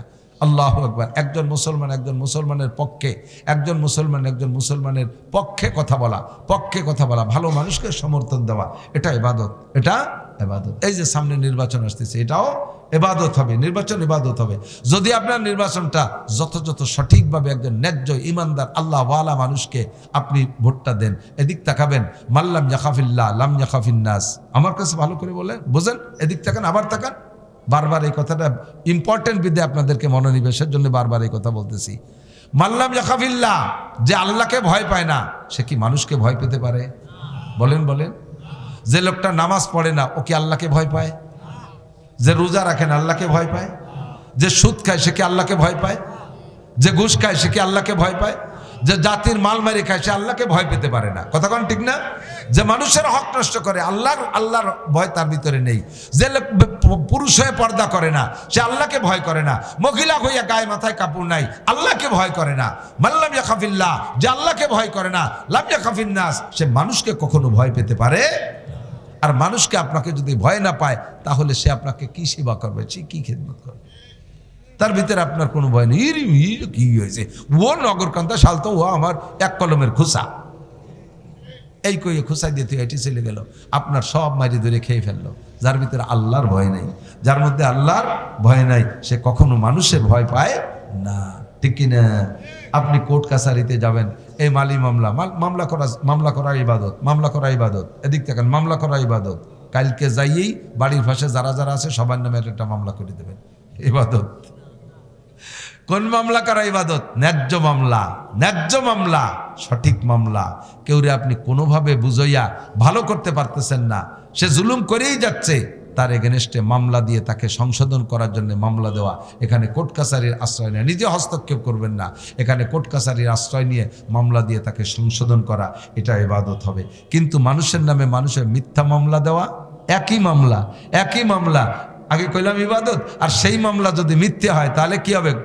ইবাদত না গুনাহ? একটু বল, ইবাদত না গুনাহ? কি গুনাহ জানেন? এদিক কি গুনাহ জানেন? আপনাদের এদিক তো মালিক মামলা নাই, একেবারে পরিষ্কার। হ্যাঁ, মালিক মামলা আছে নাকি? মালিক মামলা, আল্লাহু আকবার। যে দেশে রাত্রি হেসাক জ্বালায় কাজি করে, সেই দেশে এবার মামলা নাই। আল্লাহ, মামলা ইদানিং বাংলাদেশে মামলা, মিথ্যা ছাড়া মামলা হয় না। এই একটা প্রবাদ হয়ে গেছে না, মিথ্যা ছাড়া মামলা হয় না। মিথ্যা মামলা দিলে, একই মামলা বৈধ কারণে দিলে ইবাদত হবে, ওই মামলা মিথ্যে দিলে গুনাহ হবে। কি পরিমাণ? মিথ্যে মামলা এবং মিথ্যে সাক্ষী, মিথ্যা সাক্ষী। এই মিথ্যে মামলা যদি আব্দুল কাদের জিলানি দেয়, তাহলে তো ওনার গুনাহ হবে না। আব্দুল কাদের জিলানি তবু হবে গুনাহ। আবু বকর রাদিয়াল্লাহু তাআলা আনহু যদি মিথ্যে সাক্ষী দেয়, তাহলে তো ওনার গুনাহ হবে না? হবে। তা ওকে ওনাদের যদি হয়, তাহলে আমি আপনি মিথ্যে মামলা মিথ্যে সাক্ষী দিলি গুনাহ হবে? কোনো হুজুর দিলি হবে? কোনো পিসাব দিলি হবে? পরিমাণ কতটুক? একজন মুসলমানের এগেনস্টে মিথ্যা মামলা তো সর্বপ্রথম বড় অপরাধ। সেকেন্ড আলো ওই মামলাকে জয় করানোর জন্য সাক্ষী দিতে যাবে যে লোকটা মিথ্যা সাক্ষী, ওই লোকটা কতটুকু গুনাহগার হবে? আল্লাহর কাবা ঘরকে শত্রুতাই করে 36 বার ভাঙলে যে গুনাহ, কাবাঘরকে একবার ভাঙবে যে শত্রুতাই করে, ও তো জান্নাতে যাবে, একবারেই জাহান্নামী। আর এইভাবে 36 বার কাবাঘর ভাঙলে যেই পরিমাণ গুনাহ, একজন মুসলমানের এগেনস্টে মিথ্যা মামলায় মিথ্যা সাক্ষী দিলে 36 বার কাবাঘর ভাঙ্গার গুনাহ হবে। হুজুর বুঝি, তারপরে নিজেকে লোক একেবারে দুই কথা না করলি তো ঠগিয়ে যায়। ওরে দূরে, এই জিতে দিতে নিজের খসিরাত দুনিয়া বালা আখেরাত শেষ করছো, দুনিয়া শেষ। যারা জানবে তুমি হুজুর মানুষ, তুমি আলেম মানুষ, তুমি তবলিগওয়ালা, তুমি নামাজি, তুমি মসজিদের সভাপতি সেক্রেটারি, তুমি মিথ্যা সাক্ষী দিয়েছ, এটা যদি জানে ওই লোকটার কাছে জীবনে তুমি আর আস্থা তৈরি করতে পারবা না, তার কাছে আর গ্রহণযোগ্যতা অর্জন করতে পারবে না। কথা বলেন? ছেলেও ঠকে যাক, বাপও ঠকে যাক। হযরত ওমর রাদিয়াল্লাহু তাআলা আনহু কিসসা জানেন না? ওনার নিজের ছেলের কোনো একটা ঘটনায় এক ছেলেকে কিন্তু শরীয়তের বিচারের আওতায় আনা হয়েছে। এরপরে ছেলে কয় পিটেন দেওয়ার পরে মারা গেছে। বাকি যে কয় পিটেন ছিল সেই কয় পিটেন বলে কবরের উপরে দিয়ে দাও, কবরের উপরে দিয়ে দাও। কোনো রেহাই নেই, কোনো রেহাই নেই। ন্যায় বিচার আমি ঠকে যাই, হারে যাই, আমার স্বভাব, আমার ব্যক্তিগত স্বভাব। এই বর্তমান সিচুয়েশন যা, আমারও তো প্রতিবেশী আছে সব রকমই। আমি ইচ্ছা করলে যারা আমার সাথে সারা বছর ভরে এই জিন্দেগি ভরে শত্রুতায় দুশ্মনী কিছু না কিছু করে আসতেছে, এখন যে সুযোগটা পাইছে এই 15-16 মাস, আমি কয়েক সরে ধরে জেলে দিয়ে দিতে পারতাম। আমি কাকে দেব? কার বিপক্ষে বলবো? কার বিপক্ষে মামলা করব? লিগালি দেব, কিন্তু দেব কি? কেন দেব? যাক, আস্তে আস্তে ভালো হয়ে যাক, আস্তে আস্তে ভালো হয়ে যাক। আমার আকলাকে সে ভালো হোক, আমি তার এভাবে বিপদে ফেলাই ভালো বানাবো, এটা ঠিক হবে না। আল কাযিমিন আল গায়জ ওয়াল আফিন আনিন নাস। বিশেষ করে এই সাবজেক্টে ওলামায়ে কেরাম সতর্ক থাকবেন। আপনার অস্তিত্ব বিলীন হয়ে যাবে, আপনার উপরে মানুষের আস্থা নষ্ট হয়ে যাবে। আজকে যার পক্ষে আপনি মিথ্যা সাক্ষী দিচ্ছেন, সেও কিন্তু আপনারা চিনে নিল। কথা কন? সেও আপনাকে চিনে নিল যে আপনি এই কাজের কাজী। কোনো না কোনো একদিন আপনি যখন তার বিপক্ষে হয়ে যাবেন, সেই দিন সে বলবে, ও হুজুর চিনি, তুমিও আমার কাজে এই করছিলে। কতক্ষণ? মিথ্যা মামলা দেওয়া, মিথ্যা সাক্ষী দেওয়া, এগুলো কবিরা গুনাহ। সঠিক মামলা, সঠিক সাক্ষী দিলে কিয়ামতের ময়দানে আল্লাহ পাক, কিয়ামতের ময়দানে নবী পাক আপনার পক্ষে সাক্ষী দিবে, আপনাকে জান্নাতে নেয়ার পক্ষে সাক্ষী দিবে যদি সঠিক সাক্ষী দেন। তাহলে ইবাদত বলতে গেলে রাতভর বলা লাগবে, শাস্তি পাচ্ছি না। মা তাকুমুর রাসূলু ফাখুযুহু ওয়া মা নাহাকুম আনহু ফান্তাহু। আল্লাহ পাকের হুকুম আর নবীর তরিকায় যে কোনো কাজ করব, ওইটা দুনিয়া করলেও ইবাদত, ওইটা আখিরাত করলেও ইবাদত। আল্লাহর হুকুম আর নবীর তরিকায় যদি মিল না খায়, তাহলে আখিরাতের কাজ করলে ওটা ইবাদত হবে না। কথা বলেন ঠিক কি ঠিক না? ফালিয়াবুদু রাব্বা হাযাল বাইত। শান্তি পাইতে হলে এই রব, এই ঘরের রবের ইবাদত করো। আর ওয়া আমানা আল্লাযী আতাআমাহুম মিন জু ওয়া আমানাহুম মিন খাউফ। যেই আল্লাহ তোমার শান্তির দুইটা উপকরণ দেবে। এক নম্বরে পর্যাপ্ত রিজিকের ব্যবস্থা, দুই নম্বরে নিরাপদ বসবাসের ব্যবস্থা। এবার নবী পাক পরামর্শ দিচ্ছেন, আমি হাদিস পড়ছি শুধু তরজমা আমার দিক, একেবারে ভেরি ভেরি ইম্পর্টেন্ট। হুজুর বলেন দুনিয়ার জিন্দেগিতে যদি শান্তি পাইতে চাও, তাহলে আমার থেকে পরামর্শ নাও 3টে কাজের মধ্যে শান্তি। হুজুর বলেন আর 3টে, আল্লাহ তো বলছেন একটা, আর হুজুর বলেন 3টে। হুজুর বলেন ইজা কানা উমারাউকুম খিয়ারাকুম। যখন তোমাদের দেশের নেতারা ভালো হবে, নেতারা ভালো হবে, নেতারা ভালো হইলে ওই নেতা গভীর রাত্রে আল্লাহর সাথে যোগাযোগ করবে। আল্লাহ রাব্বুল আলামিন, বাংলাদেশ ক্ষুদ্র বাংলাদেশ, অর্থনীতিতে অত্যন্ত দুর্বল, প্রযুক্তিতে জিরো, এদেশে কিচ্ছু নাই, আমরা পরাধীন হয়ে থাকি। বিদেশের থেকে তেল না পাইলে চলতে পারি না। আল্লাহ বিদেশি খাদ্য পর্যাপ্ত না আসলে আমরা অভাবে পড়ে যাই। একটা বন্দুক, রাইফেল, এয়ারগানের গুলি আমাদের বিদেশ থেকে কিনে আনা লাগে। আমরা বড় অসহায়। আমার এই এলাকার প্রতিনিধি বানাইছে ও রব্বুল আলামিন, এলাকার রাস্তাঘাট, খাল খনন ইত্যাদি লাগবে, স্কুল কলেজ সব জায়গা দান করতে হবে। আমার কাছে কোনো টাকা নাই। রাতের বেলা যখন ওই এমপি সাহেব আল্লাহর সাথে মোনাজাত করে যোগাযোগ করবে, আর শাহজিমের মালিক ওই নেতার উপরে সন্তুষ্ট হইয়া ওই এলাকার প্রজাদের উপরে আসমান থেকে রহমত আর জমিন থেকে বরকতের দরজা খুলে দিবে। শেষ রাত্রি উঠে মোনাজাত করার নেতা তো আমাদের এই 54 বছর দেখছি যথেষ্ট। প্রত্যেক বছর সংসদে যারা যেত ওরা তো তাহাজ্জুদ পড়তো, সবাই তবলিগের 3 সিলে দিয়ার সাথে তকবিরে উলা নামাজ পড়তো। ও যায় নামাজ তালাশ করে। শুক্রবারে যাই একটু কোনো মতে গোলগালে ইমামের পিছনে বসে যাইয়ে হুজুর যদি বয়ানের মধ্যে একটু ওনাকে গায়ে লাগানোর মতো একটু আওয়াজ করে, হুজুরকে বাদ দিয়ে দিও, হুজুর এটা চলবে না, উনি হিট মেরে কথা বলে। তুমি হিট মারা কাম করো কেন? হুজুর সাধারণভাবে কইছে, তোমার গায়ে লাগলো কে? একজন, এই মাচার তলে কে? কয় যে কলা খাচ্ছি না। তার মানে যে উনি চুরি করে খাচ্ছে, তাই না? কইলাম আমি সাধারণভাবে, তুমি খ্যাটম্যাট করো কে? অপারেশন তো তারই হয়, 20 ফুড়া জার আছে, তোমার বিস্ফোরা আছে বিদায় আমার পোস্টটা তোমার সেই কুকচিতি লাগছে। 54 বছর দেখছি, আমলিগও বলি না, বিএনপিও বলি না। আসেন, একমাত্র আল্লাহর সংবিধান ছাড়া শান্তি বাংলার জমিনে আসতে পারে? বলেন বলেন।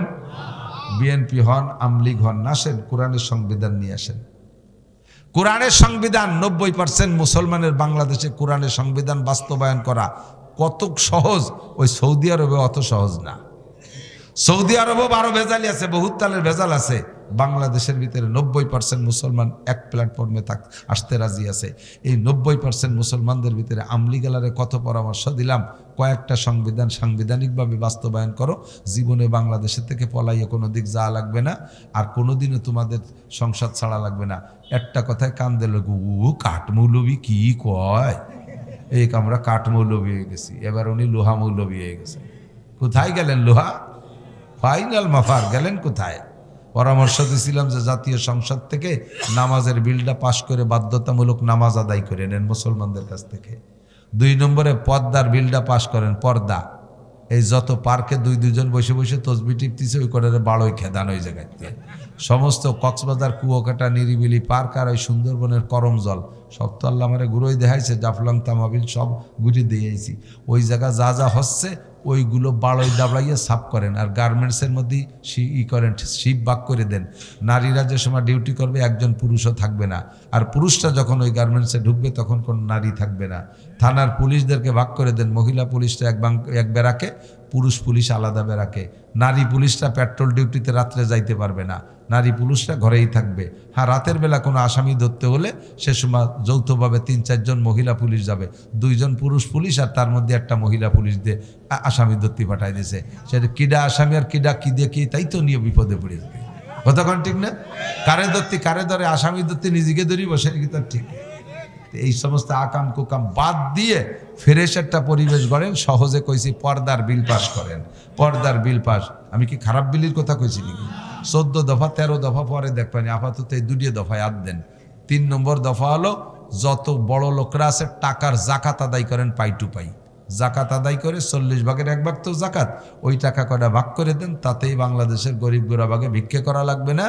আর কোনো গরিব মানুষ ব্যারাক অ্যাডামস, কারিতাস, বিআরডিবি, স্বনির্ভর, গ্রামীণ ব্যাংক আর আশা প্রশিকার সাথে সমিতির থেকে লোন তোলা লাগবে না। গরিবরা পর্যাপ্ত টাকা পাবে, পর্যাপ্ত টাকা পাবে। এই টাকা দিয়ে এই জাকাতের বিলটা পাস করে জাকাত উদ্ধার করবেন। তবে উঠোই আবার ভাগ করবেন, জাগে দিয়ে আজ দিয়ে ভাগ করবেন, ও তো তারা মাছ পাহারা দিতে দেয়, তাহলে কি হয় কান্দি দেয়। 3 নম্বর 4 নম্বর বিল বলছি, গোলাম মোহাম্মদ কাদিয়ানি এবং কাদিয়ানি গ্রুপের জাতীয় সংসদ থেকে কাফের ঘোষণা দিতে হবে। বলবেন না ঠিক? কাদিয়ানিরা মুসলমান না কাফের?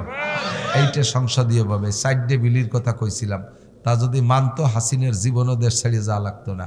তা যদি মানে বিএনপি আলা, তারে সারা বাংলাদেশের ভোট আমি কালেকশন করে দেবো। আমরা বক্তারা বর্তমানে 5000 বক্তা বাংলার জমিনে ওয়াজ করে বেড়াচ্ছি। আমরা ডেলি 5000 বক্তায় 5 দুগুণী 10,000 মাহফিল করি, কারণ একজন বক্তা 2 মাহফিল করে এক রাত্রে। এই প্রত্যেক মাহফিলের থেকে ভোট কালেকশন করে দেব, যারা কোরআন সুন্নাহকে সামনে নিয়ে আসবে। আপনারা কি একমত? একমত? যার ভিতরে আল্লাহর ভয় আছে সেই রকম নেতাকে সামনে আনলে নেতা আসমান থেকে রহমত চাইয়ে নিয়ে আমাদের ভিতরে বন্টন করবে। এই জন্য নবী বলেন, ইজা কানা উমারাকুম খিয়ারাকুম।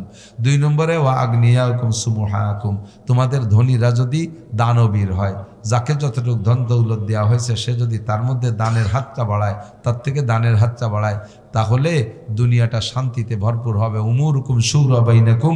3 নম্বরে তোমাদের প্রত্যেকটা কাজ আপোষে পরামর্শ সাপেক্ষে। মসজিদ চালাবা কমিটি পরামর্শ, মাদ্রাসা চালাবা কমিটির পরামর্শ, সংসার চালাবা সদস্যদের পরামর্শ, সংসদ চালাবা তাও সংসদ সদস্যদের পরামর্শ সাপেক্ষে। তাহলে দুনিয়ার কোনো অসুবিধে থাকবে না। ফাজাহরুল আরদে খায়রুম মিন বাতনিহা। হুজুর বলেন, তখন মাটির নিচের চাইতে মাটির উপরে ভাগের ভিতরে শান্তি বেশি। আল্লাহ তাআলা আমাদের জাগতিক শান্তি, পরলৌকিক শান্তি নসিব করে। সবাই বলেন আমিন। মাদ্রাসার বিপক্ষে কারা একটু হাত দেখাবেন? এই মাদ্রাসার বিপক্ষে কারা মোহাব্বতের সাথে একটু হাত দেখাবেন?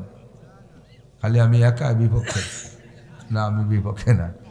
আমি নাকি কবে আইছিলাম তো মনে, তাই না? গতকাল কোন জায়গা মাহফিল করছি তাই মনে নেই, অমনে রাখা সম্ভব না। আর তো সহ্য করতে পারতেছি না। তো সেইবার আইসে নাকি এই গাছ টাছ সহ বলে কালেকশন করে দিয়ে গেছিলাম। সেই হেফজোখানার ঘর, সেই কালেকশনের গাছ আপনারা অত্যন্ত অমায়িক। হুজুর নিজেই শুকর আদায় করছে, যা যে লেখাইছিল সব দেশে, সেই কাঠ, সেই বাঁশ, সেই টিনি ঘর হয়েই গেছে। আমার তো তা মনে নাই, আল্লাহর কসম। সেই থেকে কোরআন শরীফ সেই ঘরে পড়া হচ্ছে, আমি জানি না আমার মনের অজান্তে আমার আমলনামায় নেকি ঢুকতেই তালে আছে, আমি জানি না। আমি তো ওই কবে করে থুয়ে চলে গেছি। এখন সে জায়গার থেকে একটা, দুইটা, তিনটে, চারটে, পাঁচটা। প্রথম বছর আম গাছে কি মেলা আম ধরে নাকি? গাছ আলো ছোট, চারটে পাঁচটা আম ধরছে, দুইটি আম ধরছে। পরের বছর ডাল বাড়ছে, আরও ধরছে। পরের বছর ডাল বাড়ে, আরও ধরে। এখন এই বছর পর্যন্ত আসতে আসতে মহিলা পুরুষ দুই জায়গার থেকে 11টা ফল হয়েছে। আমি 11টা আম, বলেন না আলহামদুলিল্লাহ। আপনাদের বাড়ির ভাত খাইয়ে এরা মানুষ হয়েছে। তো মাদ্রাসার পক্ষে আসেন বিদে এত দূর আসছে, বিপক্ষে চলে গেলে কোনো মতে হতো না। সাবধান থাকবেন, পারলে পক্ষে কাজ করবেন, না পারলে বিপক্ষে যাবেন না। যেই বিপক্ষে মুখ খুলবেন তার মুখটা প্যারালাইসিসে পড়ে যাবে। এর দিক বেকা নজরে তাকাবেন, চোখ কানা হয়ে যাবেন। মরার আগে 10 বছর আগেতে চোখে পাওয়ার লেস হয়ে যাবে, পাওয়ার লেস হয়ে যাবে। এরপরে পায়খানার দরজা খুঁজে পাবেন না, বিছেন বুড়ি হাঁকবেন। এর বিপক্ষে কোনো মাতুব্বারের বাড়ি আইটে যাবেন ক্রিমিনালিটি, ঠ্যাং খোড়াইয়ে প্যারালাইসিসে পড়িয়ে থাকবেন, হাঁটতেই পারবেন না। এর বিপক্ষে 2 কলম লেখবেন দরখাস্তে, ওই আধখান প্যারালাইসিসে ঝুলতি তালে থাকবে, ওই দিয়ে কোনো কাজ করেন না। ডাইনাত বাতিল, বাম হাত দিয়ে হাঁকবেন, শোষবেন, খাবেন, সব এক হাত দিয়ে কামতি থাকবে। হ্যাঁ, এর বিপক্ষে জবান খুলবেন, জবান প্যারালাইসিসে পড়ে যাবে। 10 বছর আগের থেকে আর কথা কথি তালে হুজুর একটু ডাকেন, একটু মাফ চাই, তাও বাড়ি হচ্ছে না। কেন হয়েছে? কেন ওই হুজুরির সাথে বেয়াদবি হচ্ছে, এই জন্য গালখান ফেলাই দিছে আল্লাহ। কতক্ষণ পারলে উপকার করবেন, না পারলে বিপক্ষে মোটে যাবেন না। এই যে কত দেখছি, কত হাজার দেখছি যে এই বিপক্ষে পাল্টি এভাবে প্রতিবন্ধী হয়ে পড়ে রয়েছে দীর্ঘদিন। আল্লাহ নিয়ে গেলেও যাইতে পারতেন, তাও নেয় না, ফেলাইয়ে শিক্ষা দেয়। কতক্ষণ আল্লাহ আপনাদেরকে মৌসুমি ফসল পিএস দেয়, পাট দেয়। প্রত্যেকটা ফসলের 40 ভাগ ভাগ করবেন। 1 কেজিও যদি হয়, এটা কিন্তু ওই টাকার জাকাতের সাথে সম্পর্ক না, এটা ফসলের জাকাত। 40 ভাগের 1 ভাগ, 40 ভাগ 1 কেজি হলে তারও 40 ভাগের 1 ভাগ আপনার খাওয়া জায়েজ নাই, এটা গরিবের হক। 1 মণ হইলে 1 কেজি, 2 মণ হলে 2 কেজি, আর 100 কেজি হলে 2.5 কেজি, এভাবে যত হবে তার 40 ভাগের 1 ভাগ। পাট আর পেঁয়াজ পর্যাপ্ত খরচ আছে এর পিছনে, এই জন্যই 40 ভাগের 1 ভাগ। এটা দেওয়া ওয়াজিব, এটা আপনার খাওয়া হারাম, এটা গরিব পাবে। তো আপনাদের নিজেদের এলাকার মাদ্রাসা তো অনেক মাদ্রাসা আছে, প্রত্যেক মাদ্রাসার একটা নিজস্ব বাউন্ডারি আছে। ওই বাউন্ডারির ভিতরে যারা আছেন তারা ফসলের 40 ভাগের 1 ভাগ ভাগ করে অর্ধেক নিজেদের মাদ্রাসাটা দিয়ে দেবেন, আর অর্ধেক আশপাশের থেকে অনেক মাদ্রাসা আসবে, তাদেরও কিছু দেবেন, খালিয়াতে ফিরেবেন না। আমার সুলতানশী মাদ্রাসাতেও মাঝে মাঝে আসে। আমিও গত বছর জন্য এই পাশে কোন গ্রামে আইসি, এক মসজিদিতে 42 মণ নিয়ে গেছি পেঁয়াজ। সারা বছর আমার মাদ্রাসার খাওয়ার পেঁয়াজ আর কিনা লাগে নেই। কি দোয়া করছে আমার হুজুর ছাত্ররা জানেন, আজীব দোয়া। আগের বছর সোহাগ চেয়ারম্যানকে মসজিদের থেকে 52 মণ নিয়ে গেছি। তারপরে বাহিদ্দে এক মসজিদে মৌলানা শফিক সাহেবকে মসজিদের থেকে 50 মণ নিছি। সারা বছরে হয়ে গেছে। আপনারা পিএস ফলাইয়া বেছে কিনে খাইয়ে কোর্ট কাছারি আদালত ফৌজদারি করে বেড়াবেন, আর আমরা কিন্তু ওই কটা খাইয়ে আবার দোয়া অর্থিত হয় যে আল্লাহ এই পিএস বেছে যেন হজে যায়, পিএস বেছে যেন জায়গায় বসে আরামে চারটে মাছ গোশ কিনে খাতে পারে, আমরা আপনাকে জন্য দোয়া করি। তো এই দোয়াটা নেওয়ার জন্য বিভিন্ন মাদ্রাসা থেকে আসবে, তাদেরও ফিরেবেন না, আর আপনাদের মাদ্রাসায় অর্ধেক দেবেন। রাজি আছেন তো ইনশাআল্লাহ? তো আপনাদের মাদ্রাসায় যা এবার জাকাতে ওসরে আসবে 40 ভাগের 1 ভাগে, তার অর্ধেক এই মাদ্রাসায় দেবেন। এই নিয়ত করতে পারবেন কিনা কিনা একটু হাত দেখাবেন আল্লাহকে। এইবার যা হবে তার 40 ভাগের 1 ভাগের অর্ধেক এই মাদ্রাসায় দেবো, ঠিক দেবেন তো ইনশাআল্লাহ? 40 ভাগের 1 ভাগের অর্ধেক দেবেন এখানে, আর অর্ধেক আর সব মাদ্রাসায় দেবেন, ঠিক আছে তো ইনশাআল্লাহ? নড়েন না, কেউ যাইয়েন না, দিক থেকে বসেন। তো তারপরে একটু নাম লেখাই দিলে একটু আত্মতৃপ্তি হয়। মৌলানা মিজান বলছে, আমি তো শুনছি যে যেদিন থেকে নাম লেখাই দেবেন ওই দিন থেকে হুজুররা দোয়া করা শুরু করবে, আল্লাহ পিএস কটা দেওয়ার আগে যেন উনি না মরে। কমপক্ষে পিএস কটা দেওয়ার আগে যেন না মরে। মাদ্রাসার বিপক্ষে যারা, তারা আস্তে আস্তে চলে যান, আর যারা পক্ষে তারা বসেন। চলে যাওয়া লাগে, দেখবো যে এই কজন বিপক্ষে। আব্দুল মালিক মাতুব্বার মাদ্রাসার এই বিল্ডিং হবে, এর জন্য 20,000 টাকা। তো ওই ফসলেরটা বললাম, এখন এই বিল্ডিং এর কাজে হাত দিতে হবে। 70 লাখ টাকা লাগবে বিল্ডিং এর কাজে হাত দিতে হবে। 70 লাখ টাকা আপনারা এখানে সবাই মিলে দেওয়ার মতো মানুষ নাই, আমি জানি। তো তারপরও 70,000 টাকা আমরা এখান থেকে উঠাই, 70,000 টাকা উঠুক, তাতে বাকি টাকা ইনশাল্লাহ 70,000-এ বাকি 70 লাখ প্রতি যে কয়টা লাগে টেনে নিয়ে আসবে ইনশাআল্লাহ। ইবতেদা করনা হয় মুশকিল, ইন্তেহা মুশকিল নেই। শুরু করা কঠিন, শেষ করা কঠিন না। তো আব্দুল মালেক সাহেব 20,000 টাকা। আর কোনো আল্লাহর বান্দা কি আছেন 10,000 5,000 টাকা দেবেন বিল্ডিংয়ের কাজে? 1,000 ইট দেবেন, 100 ফিট খোয়া দেবেন? আছেন কোনো আল্লাহর বান্দা? দোয়া করে দেবো ইনশাআল্লাহ। আল্লাহ কোর্ট কাছারি আদালত ফৌজদারি মালি মামলা রোগ ব্যাধি থেকে হেফাজত করবে, জমিনকে সুজলা সুফলা করে দেবে, বরকতপূর্ণ ফলন দেবে। একজন মানুষ বলবেন 10,000 5,000 টাকা দোয়া করব। এই ছোটরা তোমরা একটু বসো, 2-4 জনের আটা দেখলে আরও মানুষ আটা দেয়, তো পরে যে কয়জন আটা দেবে ওর মধ্যে যদি কেউ 10টা টাকা দেনেওয়ালাও থাকে, তোমার আটার সাথে সে আইটি চলে গেল, ওই 10 টাকার গুণা তোমার আমল নামায় জমা হবে। আমাকে যে 10 টাকার লস হলো, ওই 10 টাকার লসের গুণা তোমার আমল নামায়। আছেন কোন আল্লাহর বান্দা 5,000 10,000 টাকা? আমি শুনছি হুজুর কইল যে প্রধান বক্তা রাতে দেওয়ার মতো অনেক মানুষ বসে রয়েছে, তাইতে আমার এদের কালেকশন। আমি তো কালেকশনের রস পারিও না, করিও না, আমি যা পারি আড়া খাড়া তাই কয়ে দিছি। এখন যদি কোন আল্লাহর বান্দা থাকেন আমার ইজ্জত রক্ষার্থে হলিও আখেরাতের ভয়ে আল্লাহর মোহাব্বতে আপনার পয়সাটা একটু দিনের কাজে লাগানোর জন্য আজই দেওয়া লাগবে তা না, 2-3 মাস পরে দিয়েন সময় মতো। সামনে 2 মাস পরে রমজান মাস আসতেছে, রমজানে দিয়েন। 1,000-এ 70,000-এর নেকি পাবেন, 7 লাখের নেকি পাবেন। একটু লেখা দেন। আছেন আর কোন আল্লাহর বান্দা? 5,000 টাকা, 5,000 টাকা দেবেন বিল্ডিংয়ের কাজে। আব্দুল জলিল মাস্টারের নামে 1,000 ইট।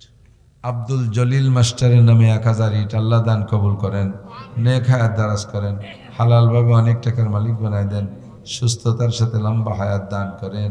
মাস্টার সাহেবকে হজ উমরা করার তৌফিক দান করেন। অসুস্থ, উনি অসুস্থ, আল্লাহ মাস্টার সাহেবকে পূর্ণ সুস্থ করে দেন, আল্লাহ শেফা দেন, সুস্থ করে দেন। আর কেউ আছেন? 1,000 ইট দেবেন, বিল্ডিংয়ের কাজটা শুরু হয়ে যাক। 1,000 ইট দেনেওয়ালা কোনো আল্লাহর বান্দা বলবেন? আমি পারতেছি। হ্যাঁ, আমিনুলের বোন, আমিনুল ইসলামের বোন 2,000 টাকা। মহিলা মানুষ, কত কষ্টের টাকা। 2,000 টাকা দেবে। আল্লাহ তুমি তাকে সন্তানগুলোকে নেককার বানাই দিও, সপরিবারে হজ উমরা করা তৌফিক দান করো। অসুবিধে থাকলে সুবিধে করে দাও। সবাই বলেন আমিন। আর কেউ থাকলে একটু বলেন আমি খুব ক্লান্ত, আর পারতেছি না, একটা কথা আর বেরোনে আমার জানে কুলাচ্ছে না। একটু থাকলে তাড়াতাড়ি বলেন। আছেন কেউ? দোয়া করব। একটু বলবেন বিল্ডিংয়ের জন্য উপলক্ষে করে 1,000 টাকা, 500 টাকা, 2 বস্তা সিমেন্ট, 5 বস্তা সিমেন্ট দেওয়ার কেউ আছেন? একটু থাকলে বলেন। আমি জানি মৌলানা মিজান সাহেব যেই মাঠে সইসে যায়, ও মাঠে আর চাষ দেওয়ার মতো মাটি দেয় না। তারপরও ছোট একটা ডেলা পাইছি 500 টাকা। এগুলো আছে নাকি কের কাছে? আছে নাকি? একটু ধ্যান দিয়ে যাই যে আছে, পরে আবার পকেটে থুয়ে দেন, আমি তো আর কাড়িয়ে নেবো না। একটু দেখান, একটু আছে দেবো না, একটু কুইয়ে থুয়ে দেন। আল্লাহ কবুল করুন। থাকলে একটু নিয়ে আসেন। তা আপনাদের মধ্যে কি একটা গুল্লি দেবে লাস্ট ফিনিশিং, যে বিল্ডিং উপলক্ষে 10টা টাকা হলিও? হ্যাঁ, যে মাশাআল্লাহ, আলহামদুলিল্লাহ, জাযাকুমুল্লাহ, আল্লাহ দান কবুল করেন, নেক হায়াত দারাজ করেন। মাজেদ খন্দকার, একটু তাড়াতাড়ি কোন যারা দেবেন, আমি তো আর পারতেছি না, আমার মাথায় কুলাচ্ছে না। মাজেদ খন্দকার 2,000 টাকা। কি নাম তোমার? সায়েম। তুমি দেছো?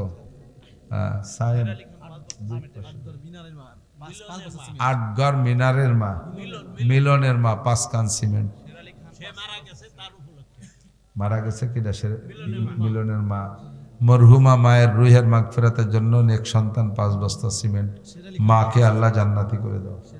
দান করল শেরালি খান, 5 বস্তা সিমেন্ট। আল্লাহ দান কবুল করে নেন, নেক হায়াত দারাজ করেন, ইমান আমলে বরকত দেন, সুস্থতার সাথে লম্বা হায়াত দান করেন, মরহুমদেরকে মাফ করে দেন। আছেন আর কোন আল্লাহর বান্দা? আছেন আর কোন আল্লাহ?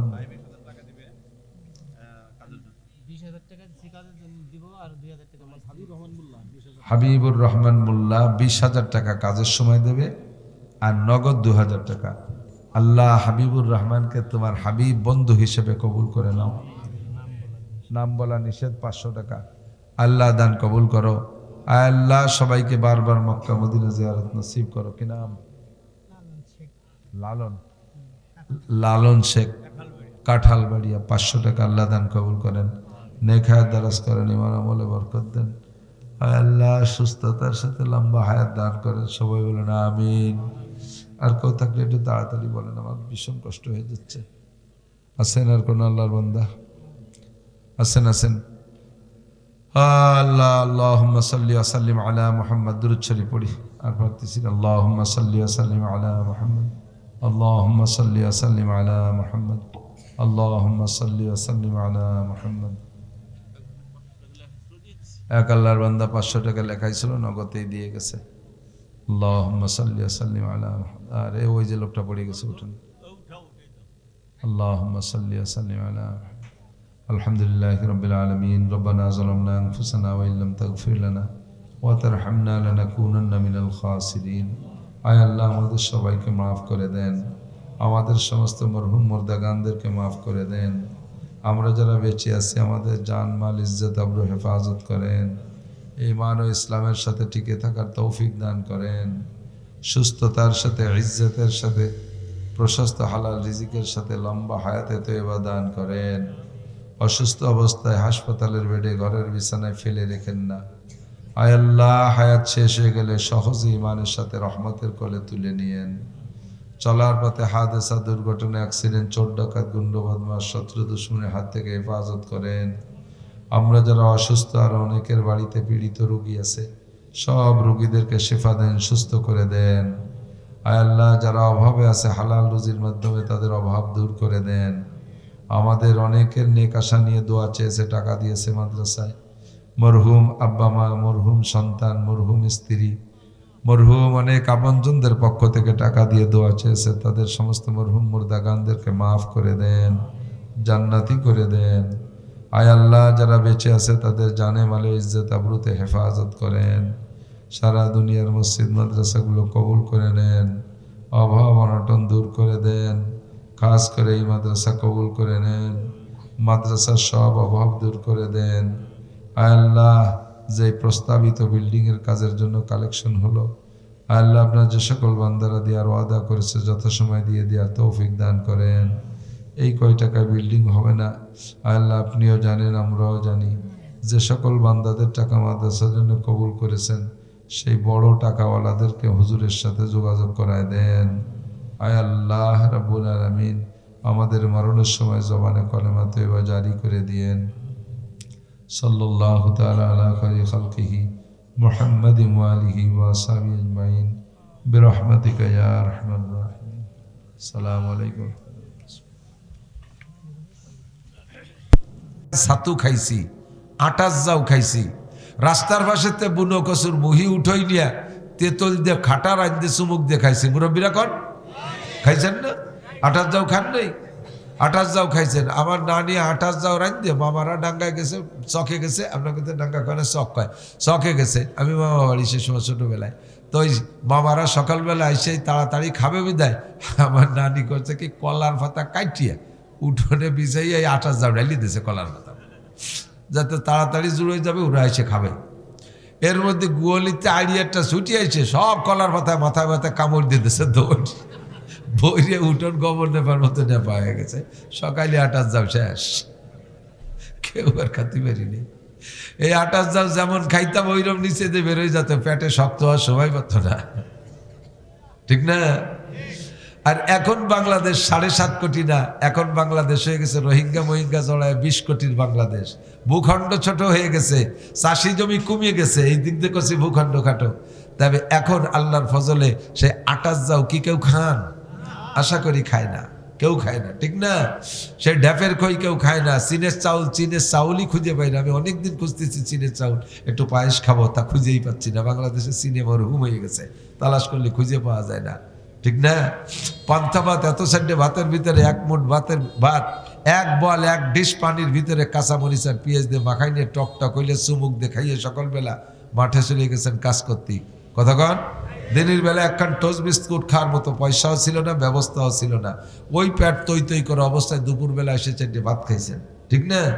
আর এখন পান্তা ভাত ফকিরে দিলেও খায় না। আমার বাড়ি সাইডে গরু আছে, যদি কোনোদিন পান্তা ভাত একটু বাসি বেশি হয়ে যায়, ওকে দিলে 1 চুমুক খাইয়ে গ্যাট গ্যাট করে ডেক ছাড়ে, আর কাকি একটা সিট থাকলে তাড়াতাড়ি দিয়ে আসেন। আর ভাবছি আমাকে ওই এলাকায় যে এক ফকির ভিক্ষে করে, বুড়ো এক ফকির। আমি নিজেই জিজ্ঞেস করছি যে এই যে ফকির প্রত্যেক দিন চাউল কালেকশন করে আইনা আর এক দোকানে বেশি বেলায়। আমি একদিন কইলে বলা, তুমি এই চাল তো বিক্রি করে খাওয়ার জন্য, তা বেশি বেলে তা খাও কি? তখন মনে হয় 12 ভেজাইলে চাল খাওয়া যায় না। তুমি কি খাও? আমি পাকিস্তানি বাসমতি খাই। ফকির ভিক্ষে করে সেও পাকিস্তানি বাসমতি খায়, তাহলে মিয়া হাসি উড়াই দিয়েন না। তা 20 কোটি মানুষ, ভূখণ্ড ছোট হয়ে গেল, চাষি জমি, তারপরও ফকিরি বাসমতি খায়, গরুতি পান্তাবাদ খাইয়ে ঘেড় ঘেড় করে ডেক ছাড়ে, তারও গ্যাস হয়। সাধারণ গরিব চাউল কেউই খায় না এখন, ঠিক না? তাহলে বোঝা যায় যে রিজিকের মালিক কে? আল্লাহ। তাহলে আমি আপনি কেন প্রোডাকশন কমাই দিলাম? ছেলে হোক মেয়ে হোক, একটা অথবা দুইটা, এই জায়গা কেন হাত দিলেন? এই জায়গা কেন হাত দিলেন? নবী পাক বলেন, তাজাওয়াজুল ওয়াদুদ আল ওয়ালুদ ফা ইন্নী মুকাসিরুম বিকুমুল উমাম। এ যুবকরা, বিয়ে করার জন্য খুঁজে নাও যে বংশের মেয়েরা বেশি সন্তান দেয়, ওই বংশে বিয়ে করো। যেহেতু তোমার নানি শাউড়ির 10টা আছে, তোমার শাউড়ির 8টা আছে, তোমার কমপক্ষে 6টা 7টা হলেও হবে। তোমার সন্তান যত বেশি, আমার উম্মত তত বেশি। ফাইন্নী মুকাসিরুম বিকুমুল উমাম। তোমার সন্তান বেশি হওয়া মানে আমার উম্মত বেশি হওয়া, আর আমার উম্মত বেশি হলে আমি হাসরের মাঠে আল্লাহ পাকের সামনে গর্বের সাথে উঠব। আল্লাহ আদম থেকে ঈসা পর্যন্ত সব নবী মিলে যে কয়জন উম্মত আনছে, আমি একা তার চেয়ে বেশি আনছি। আর আমি উম্মত তো নিজে বানাতে পারবো না, তোমরা ছেলে মেয়ে বাড়াই বাড়াই উম্মত বাড়াবা। যারা সন্তান বেশি জন্ম দিবা, আমি কিয়ামতের ময়দানে আমার সাপোর্ট পাওয়ার কারণে, ভোটার বাড়ানোর কারণে আমি তার জন্য সুপারিশ করব। আগে জিজ্ঞেস করলে মুরব্বীকে, আপনার কাছে জিজ্ঞাসা, চাচা আপনার ছেলে মেয়ে কয়টা? মুরব্বী বুড়ো যারা আছে, আল্লাহর মাল আল্লাহ 12টা দিছে। হাসিয়ে চাঁদরা উড়োই দিয়ে দিনই এসে গেছে ঠিকই, আমরাই তো 11 ভাই বোন। আমি আমার মার 8 নম্বর সন্তান, আমার মা বেঁচে আছে। তা আমরা 11 ভাই বোন। আব্বার কাছে জিজ্ঞেস করতো, ছোটবেলায় শুনছি তো মুরব্বীরা জিজ্ঞাসা, আব্দুল গনি তোমার ছেলে মেয়ে কয়টা? আল্লাহর মাল আল্লাহ 11টা দিছে। আর এদানিং কালে ছেলেমেয়েকে বিয়ে দেওয়ার পরে 3, 4, 5 বছরের মধ্যে কিছু নাই। ওরে জিজ্ঞেস করবে, জামাল তোরে বিয়ে দিলাম 5, 6 বছর, তোর সাথে গেলাম না বরযাত্রী, তোর শ্বশুর বাড়ি কয় সালে? 16 সালে বিয়ে আনলি না তুই? জি কাকা 16 সালে। এই 7-8 বছর হয়ে গেল, ছেলে মেয়ে তো হাতে করছে, কিছু দেই নে। কাকা এখনো নেই। ওর আব্বারে আল্লাহ দে তো, আর ও নিজে নেয়। ওর আব্বার কাছে জিজ্ঞেস করলে কি বলতো? আল্লাহর মার আল্লাহ 12টা দিছে। আর ওর কাছে জিজ্ঞেস করছে, ও কয় এখনো নেই। ওরে আল্লাহ দেন, ও নিজে নেয়। কথা কন ঠিক না? তুমি নিজে নেয়ার ইচ্ছার পর রইছো বিদায়, আপাতত 6-7 বছর পর্যন্ত ফুর্তি করে বেড়াচ্ছ, নিচ্ছ না। এরপরে যখন নেয়ার নিয়ত করবা, তখন দরজা কিন্তু তার হাতে, দরজার চাবি তার হাতে। বন্ধ করে দেবে তো আর খুলতে পারবা না। আশরাফ আলী থানভী রহমতুল্লাহ আলাইহি এক মাজজুব পাগল ছিল। এক মাজজুব পাগল থাকে না, পিসাবকে কিছু খাস মুরিদ থাকে, একটু অতিরিক্ত পাগলামি করে, তার জন্য কোনো টাইম টেবিল নেই। তো থানভী রহমতুল্লাহ রাত জাগে ইবাদত করতেন বিদায় দুপুরে খানা খেয়ে একটু ঘুমাইতেন, এরকম আরবিতে কয়লুলা। তো দরজা বন্ধ করিয়া হুজুর ঘুমাইছে, আর হুজুরের খাদেমরে দরজায় বসায় রাখছে যে কেউ এসে ডাকলি বলবি যে আসরের সময় দেখা হবে, এখন হুজুর ঘুমাইছে। তো ভিতর দিয়া খিল দিয়ে ওই দারোয়ান পাহারা দিচ্ছে, আর এর মধ্যে ওই মাজজুব থানভী ঘুমাচ্ছেন। তো মাজজুব আইসা বাইরের থেকে ডাকতেছে, मैं मज्जूब आ गया हो, मैं मज्जूब आ गया हो, दरजा खोलो, दरजा खोलो। ভিতর থেকে अभी खोलना नहीं है, এখন খোলা হবে না, আসর के बाद दरजा खोलना है, আসরের পরে খুলবো। এই 3-4 বার করার পরে তো দরজা ভিতর দিয়ে আটকানো। আর মাজজুব করছে কি, বাইর দিয়ে শিকল আটকাই দিছে, বাইর দিয়ে শিকল আটকাই দিছে। তো বলতেছে, उधर वो उधर न खोलेंगे, इधर ये इधर न छोड़ेंगे, उधर वो दर न खोलेंगे, इधर ये दर न छोड़ेंगे, कभी हुकूमत है कभी तेरी, हुकूमत है कभी मेरी।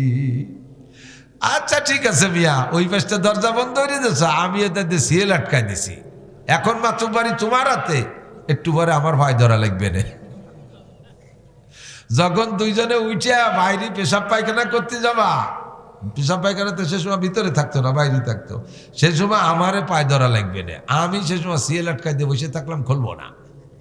থানবী রহমতুল্লাহ আলাই কেবল ঘুম ঘুম আইছে, ওর এই কিস্সা শুনছে, শুনে কয় তাড়াতাড়ি খুলিয়ে দে, পাগলকে সাথে কোনো পীরগিরি চলে না। তুমি এখন 7 বছর আনন্দ করার জন্য তুমি দরজা পিছন ভিতর দিয়ে বন্ধ করে দেছো। মালিক যদি বাহির পাইতে শিকল আটকায় দেয়, সারা দুনিয়ার ডাক্তার বাইটে খাওয়ালিও আর একটা ফুটাইতে পারবা না। বহু প্রমাণ আছে, খুঁজে দেখেন যা বলছি সত্যি না মিথ্যা, বহু প্রমাণ আছে। কাজেই যুবকরা যারা ওই জায়গা ফেল করছে, তোমরা যারা বিয়ে নতুন করছে বা করবা বাপ, সাল মেয়ে যা নিবা 800 ধমাধম 5-7 বছরের মধ্যে নিয়ে ফেলবা। কারণ তোমার তো আল্লাহ দেয় না, নিজেই নাও, নিও। প্রথম সময় সন্তান আব্বা মা জুয়ান থাকতেই সেগুলো বড় হয়ে যায়, তাদেরকে লেখাপড়া শেখানো যায়, তাদের ভূত ভবিষ্যৎ নিয়ে ভাবা যায়, তাদের একটা ভবিষ্যৎ দেখে যাওয়া যায়। আর তুমি বুড়োকালে যাই একটা নিলে, তোমার হাঁটু দুর্বল হয়ে গেছে, এর মধ্যে সেটা এখনো সাবালেগ হয়ে পারি নাই, এর মধ্যে তুমি দম করে চলে গেলে বয়সের কারণে। কারণ ওইটা কোন দিক যাবে, তোমার বুড়োকালে ওই এতিমটার কি উপায় হবে? এই জন্য বেঁচে, বাকি হায়াতের মালিক আল্লাহ, আমাদের ফিকিরটা এরকমই থাকতে হবে। কথা কোন ঠিক না? রিজিকের মালিক কে? খাওয়ায় কে? শান্তির মালিক কে? আল্লাহু আকবার। কাজেই যা কিছু চাইবো, ওয়াইজা সালতুম ফাসআলুল্লাহ, চাইতে হলে কার কাছে? আল্লাহর কাছে শান্তি যাব। আপনি শান্তি চান তো? আমি শান্তি চাই। শান্তি 2 জিনিসের নাম, বলেন কয় জিনিস? 2টা জিনিসের মধ্যে শান্তি, টোটাল শান্তি 2 জিনিসের মধ্যে সীমাবদ্ধ। জানেন না কি কি? 2টা জিনিসের একটা হলো রিজিক, একটা কি? রিজিক। রিজিক মানে খালি ভাত না। আমার মানবিক জীবনে, এই পার্থিব জীবনে চলতে যাহা কিছু লাগে, ভাত, রুটি, পিঠা, ফল, ফ্রুট, মিষ্টি, ডিম, আন্ডা, গোশ, মাছ, কাপড় চোপড়, মোটরসাইকেল, বাইসাইকেল, প্রাইভেট কার, দালান, কোঠা, গাড়ি, বাড়ি, সোনা, দানা, যা কিছু লাগবে সব কিছুর নাম রিজিক। সব কিছুর নাম রিজিক। এই পর্যাপ্ত থাকা, এইটা পর্যাপ্ত থাকা এবং ক্রয় ক্ষমতার মধ্যে থাকা, এলো সুখের অর্ধেক। আর অর্ধেক কি? আর অর্ধেক হলো দুশ্চিন্তা মুক্ত নিরাপদ জীবন যাপন করা। কতক্ষণ? আমাদের যে সকল নেতারা গত টার্মে ছিলেন, আপাতত তারা দেশে নেই, তাদের কিন্তু ওইগুলোর অভাব ছিল না, এখনো অভাব নেই। লাখ লাখ কোটি কোটি টাকা। আমি বাংলাদেশের কোনো একজনের খবর শুনছি, যিনি এখন জেলে আছেন, উনার একটা ট্যাবলেট কিনে খাইতেও জেলারের কাছে বলা লাগে যে আমার জন্য একটা ট্যাবলেটের ব্যবস্থা করে দেন। অথচ উনার ইন্ডাস্ট্রিতে চাকরি করিয়া, বাহিরে উনার বহুত ইন্ডাস্ট্রি আছে, উনার ইন্ডাস্ট্রিতে চাকরি করে 5 লাখ 6 লাখ টাকা বেতন নিয়ে যাচ্ছে, আর উনি জেলখানার মধ্যে একটা ট্যাবলেট জেলারের কাছে থেকে খয়রাত করে খাওয়া লাগতেছে। কতক্ষণ? রিজিকের অভাব নাই, সব কিছু আছে, কিন্তু নিরাপদ জীবন ব্যবস্থা নাই। আল্লাহ পাক বলেন 2টা জিনিসের মধ্যে তোমার জাগতিক শান্তি তুমি আমার কাছ থেকে চেয়ে নাও। আতিনা ফি দারে দুনিয়ানা হাসান, আতিনা ফি দারে উকবানা হাসান, রব্বানা আতিনা ফিদ দুনিয়া হাসানা ওয়া ফিল আখিরাতি হাসানা ওয়া কিনা আযাবান নার। আল্লাহ দুনিয়ার জীবনে এই 2টা জিনিসের মধ্যে শান্তি তুমি 2টা জিনিসই আমাকে দান করো। আখেরাতেরও শান্তি তুমি আমাকে দান করো। আখেরাত দুনিয়ায় একই ব্যক্তির ভিতরে একই টাইমে সুখ শান্তিও ঢুকতে পারে, আবার তাৎক্ষণিকভাবে অশান্তিও আসতে পারে। একই 70 বছর হায়াতের ভিতরে কিছু টাইম সুখ আর কিছু টাইম দুঃখ এমন হতে পারে। একই দিনের ভিতরে সকাল বিকাল সুখ শান্তি আর অশান্তি ঢুকে পড়তে পারে কি পারে না? সকালে সুখ বিকেলে অসুখ, সকালে সুস্থ বিকেলে অসুস্থ, সকালে শান্তি বিকেলে অশান্তি, সকালে প্রাচুর্যতা বিকেলে অভাব, একই দিনের মধ্যে এরকম আসতে পারে। আর আখেরাতে যায় সব ভাগ হয়ে গেছে। একবার যদি শান্তির মধ্যে ঢোকে জীবনে অশান্তি দেখবে না, আর একবার যদি অশান্তির মধ্যে ঢোকে জীবনে কোনোদিন শান্তির মুখ দেখতে পারবে না। ফি নারি জাহান্নামা খালিদিনা ফিহা আবাদা, আখিরাতের অশান্তি জাহান্নাম, এক সেকেন্ডের জন্য বের করা হবে না। আখিরাতের চিরশান্তি জান্নাত, জান্নাতিন তাজরি মিন তাহতিহাল আনহারু খালিদিনা ফিহা আবাদা রাদিয়াল্লাহু আনহু ওয়া রাদু আন। তোমার নিয়ত থাকবে আমি বিসিএস ক্যাডার হইতে পারলে, বিসিএস পাস করতে পারলে সর্বপ্রথম আমি ম্যাজিস্ট্রেট হব, এরপরে ধীরে ধীরে আমার প্রমোশন হবে। আমি কি বলা হয় সে এভাবে একসময় আমি ডিসি হব, এরপরে আমি সচিব হব। আমি যদি জজ হতে পারি, বিচার পর্যায়ে যেতে পারি, তাহলে একসময় আমি দায়রা জজ হব, একদিন আমি বিচারক হব। আমি যদি বিচারক হইতে পারি, আমার কোর্টে কোনো ঘুষ চলবে না, আমি পরিষ্কার সঠিক বিচার করব। আমি যদি ডিসি হতে পারি, আদর্শ ডিস্ট্রিক্ট গড়ব। আমি যদি এসপি হতে পারি, আমার লাইনের যত পুলিশ আছে সবাই নামাজি বানাবো। আমি যদি ওসি হতে পারি, থানার মধ্যে কোনো ঘুষ চলবে না। এই নিয়ত করে তুমি বিসিএস ক্যাডার হও, জেনারেল যত পড়ো, তোমার জেনারেল পড়াগুলো দেখতে দুনিয়া, কিন্তু ওটার পেট ভরা নেকি আর নেকি। কতক্ষণ পক্ষান্তরে যদি তুমি আখেরাত করো, কিন্তু ওইটা আল্লাহর হুকুম আর নবীর তরিকায় মেলে না, তাহলে ওই আখেরাতের কাজটা গুনার কাজে পরিণত হয়ে যাবে, ওটা ইবাদত হবে না। হুজুর বলেন ওয়াকাম মিন আমালিন ইউতাসাওয়ারু বিসূরাতিল আমালিল আখিরা সুম্মা ইয়াসিরু মিন আমালিদ দুনিয়া বিসুইন নিয়াত। আবার অনেক কাজ আছে, এদিকে অনেক কাজ আছে দেখতে মনে হবে সম্পূর্ণ ইবাদত ছাড়া এই জায়গা কোনো অন্য কোনো কিছুই নাই, অথচ সেইটার থেকে তুমি একটা নেকিও পাবা না। মসজিদ বানানোর চাইতে ভালো কাজ হয়, কথা কান, মসজিদ বানানোর চেয়ে ভালো কাজ হয় না। কিন্তু মসজিদটা বানাইয়া নিজেকে কয় বাপ বেটার নাম দিয়ে একটা নেম প্লেট লিখে টানাই দিছো, সাইনবোর্ডও লিখে দিছো। মাদ্রাসা করছো, ভালো কাজ, এটা সম্পূর্ণ আখিরাতের কাজ, কিন্তু নিজের নাম লিখে দিছো অমক মোল্লা মাদ্রাসা, অমক ভুইয়া মাদ্রাসা, অমক শিখদের মাদ্রাসা, অমক মোল্লা মাদ্রাসা। এই মাদ্রাসার থেকে অন্য মানুষ পড়ে নেকি কামাই করে ভেসতে যাবে, তুমি খালি হাতে আখিরাতে উঠবা। কথা কি বুঝতে পারছি? তাহলে ইবাদত কাকে বলে? ইবাদত হলো দুই ভাগ। আল্লাহর হুকুম আর নবীর তরিকায় যাহা করব তাহা ইবাদত, হোক সেটা দুনিয়া। আর আল্লাহর হুকুম আর নবীর তরিকায় মেলবে না, ওইটা যদি দেখতে ইবাদত মনে হয়, ওইটা ইবাদত না। এই ছেলে তুমি আলেম হচ্ছ কেন, মৌলানা মাদ্রাসা পড়ছো কেন?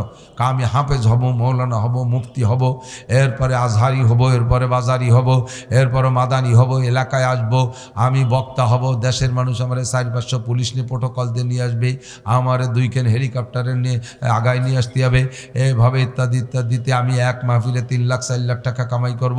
সেই জন্য আলেম হচ্ছি। তুমি আলেমও হবা, হুজুরও হবা, হেলিকপ্টারও পাবা, প্রোটোকলও পাবা, লাখ লাখ টাকাও পাবা। তোমার কথার দ্বারা মানুষ হিদায়ত পেয়ে ভেসতে চলে যাবে, তুমি খালি হাতে ফাঁসা থাবড়াতে দোজখে যাবা।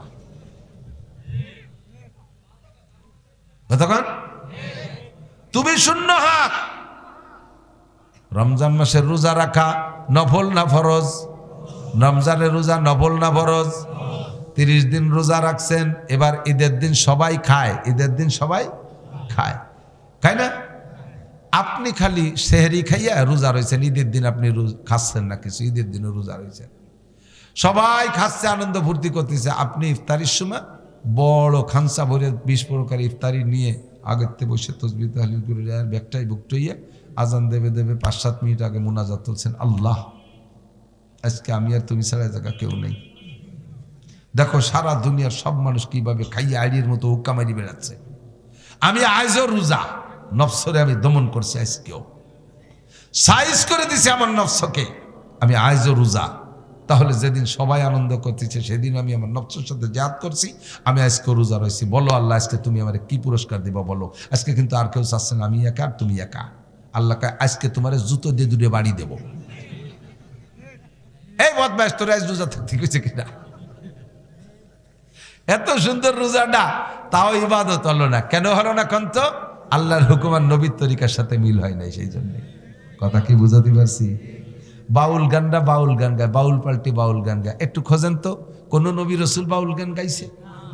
আবু হানিফা, শাফি, আহমদ, মালিক, বুখারী, মুসলিম, তিরমিজিওয়ালা সাহাবা ইকরাম গাইছে বলে মনে হয়? খুঁজে দেখেন ইতিহাস। একজন সাহাবা গাইল না, একজন নবী গাইল না, একজন তাবেইন গাইল না, একজন তাবে তাবেইন গাইল না, একজন ইমামরা গাইল না, আহমদ শফি সাহেব গাইল না।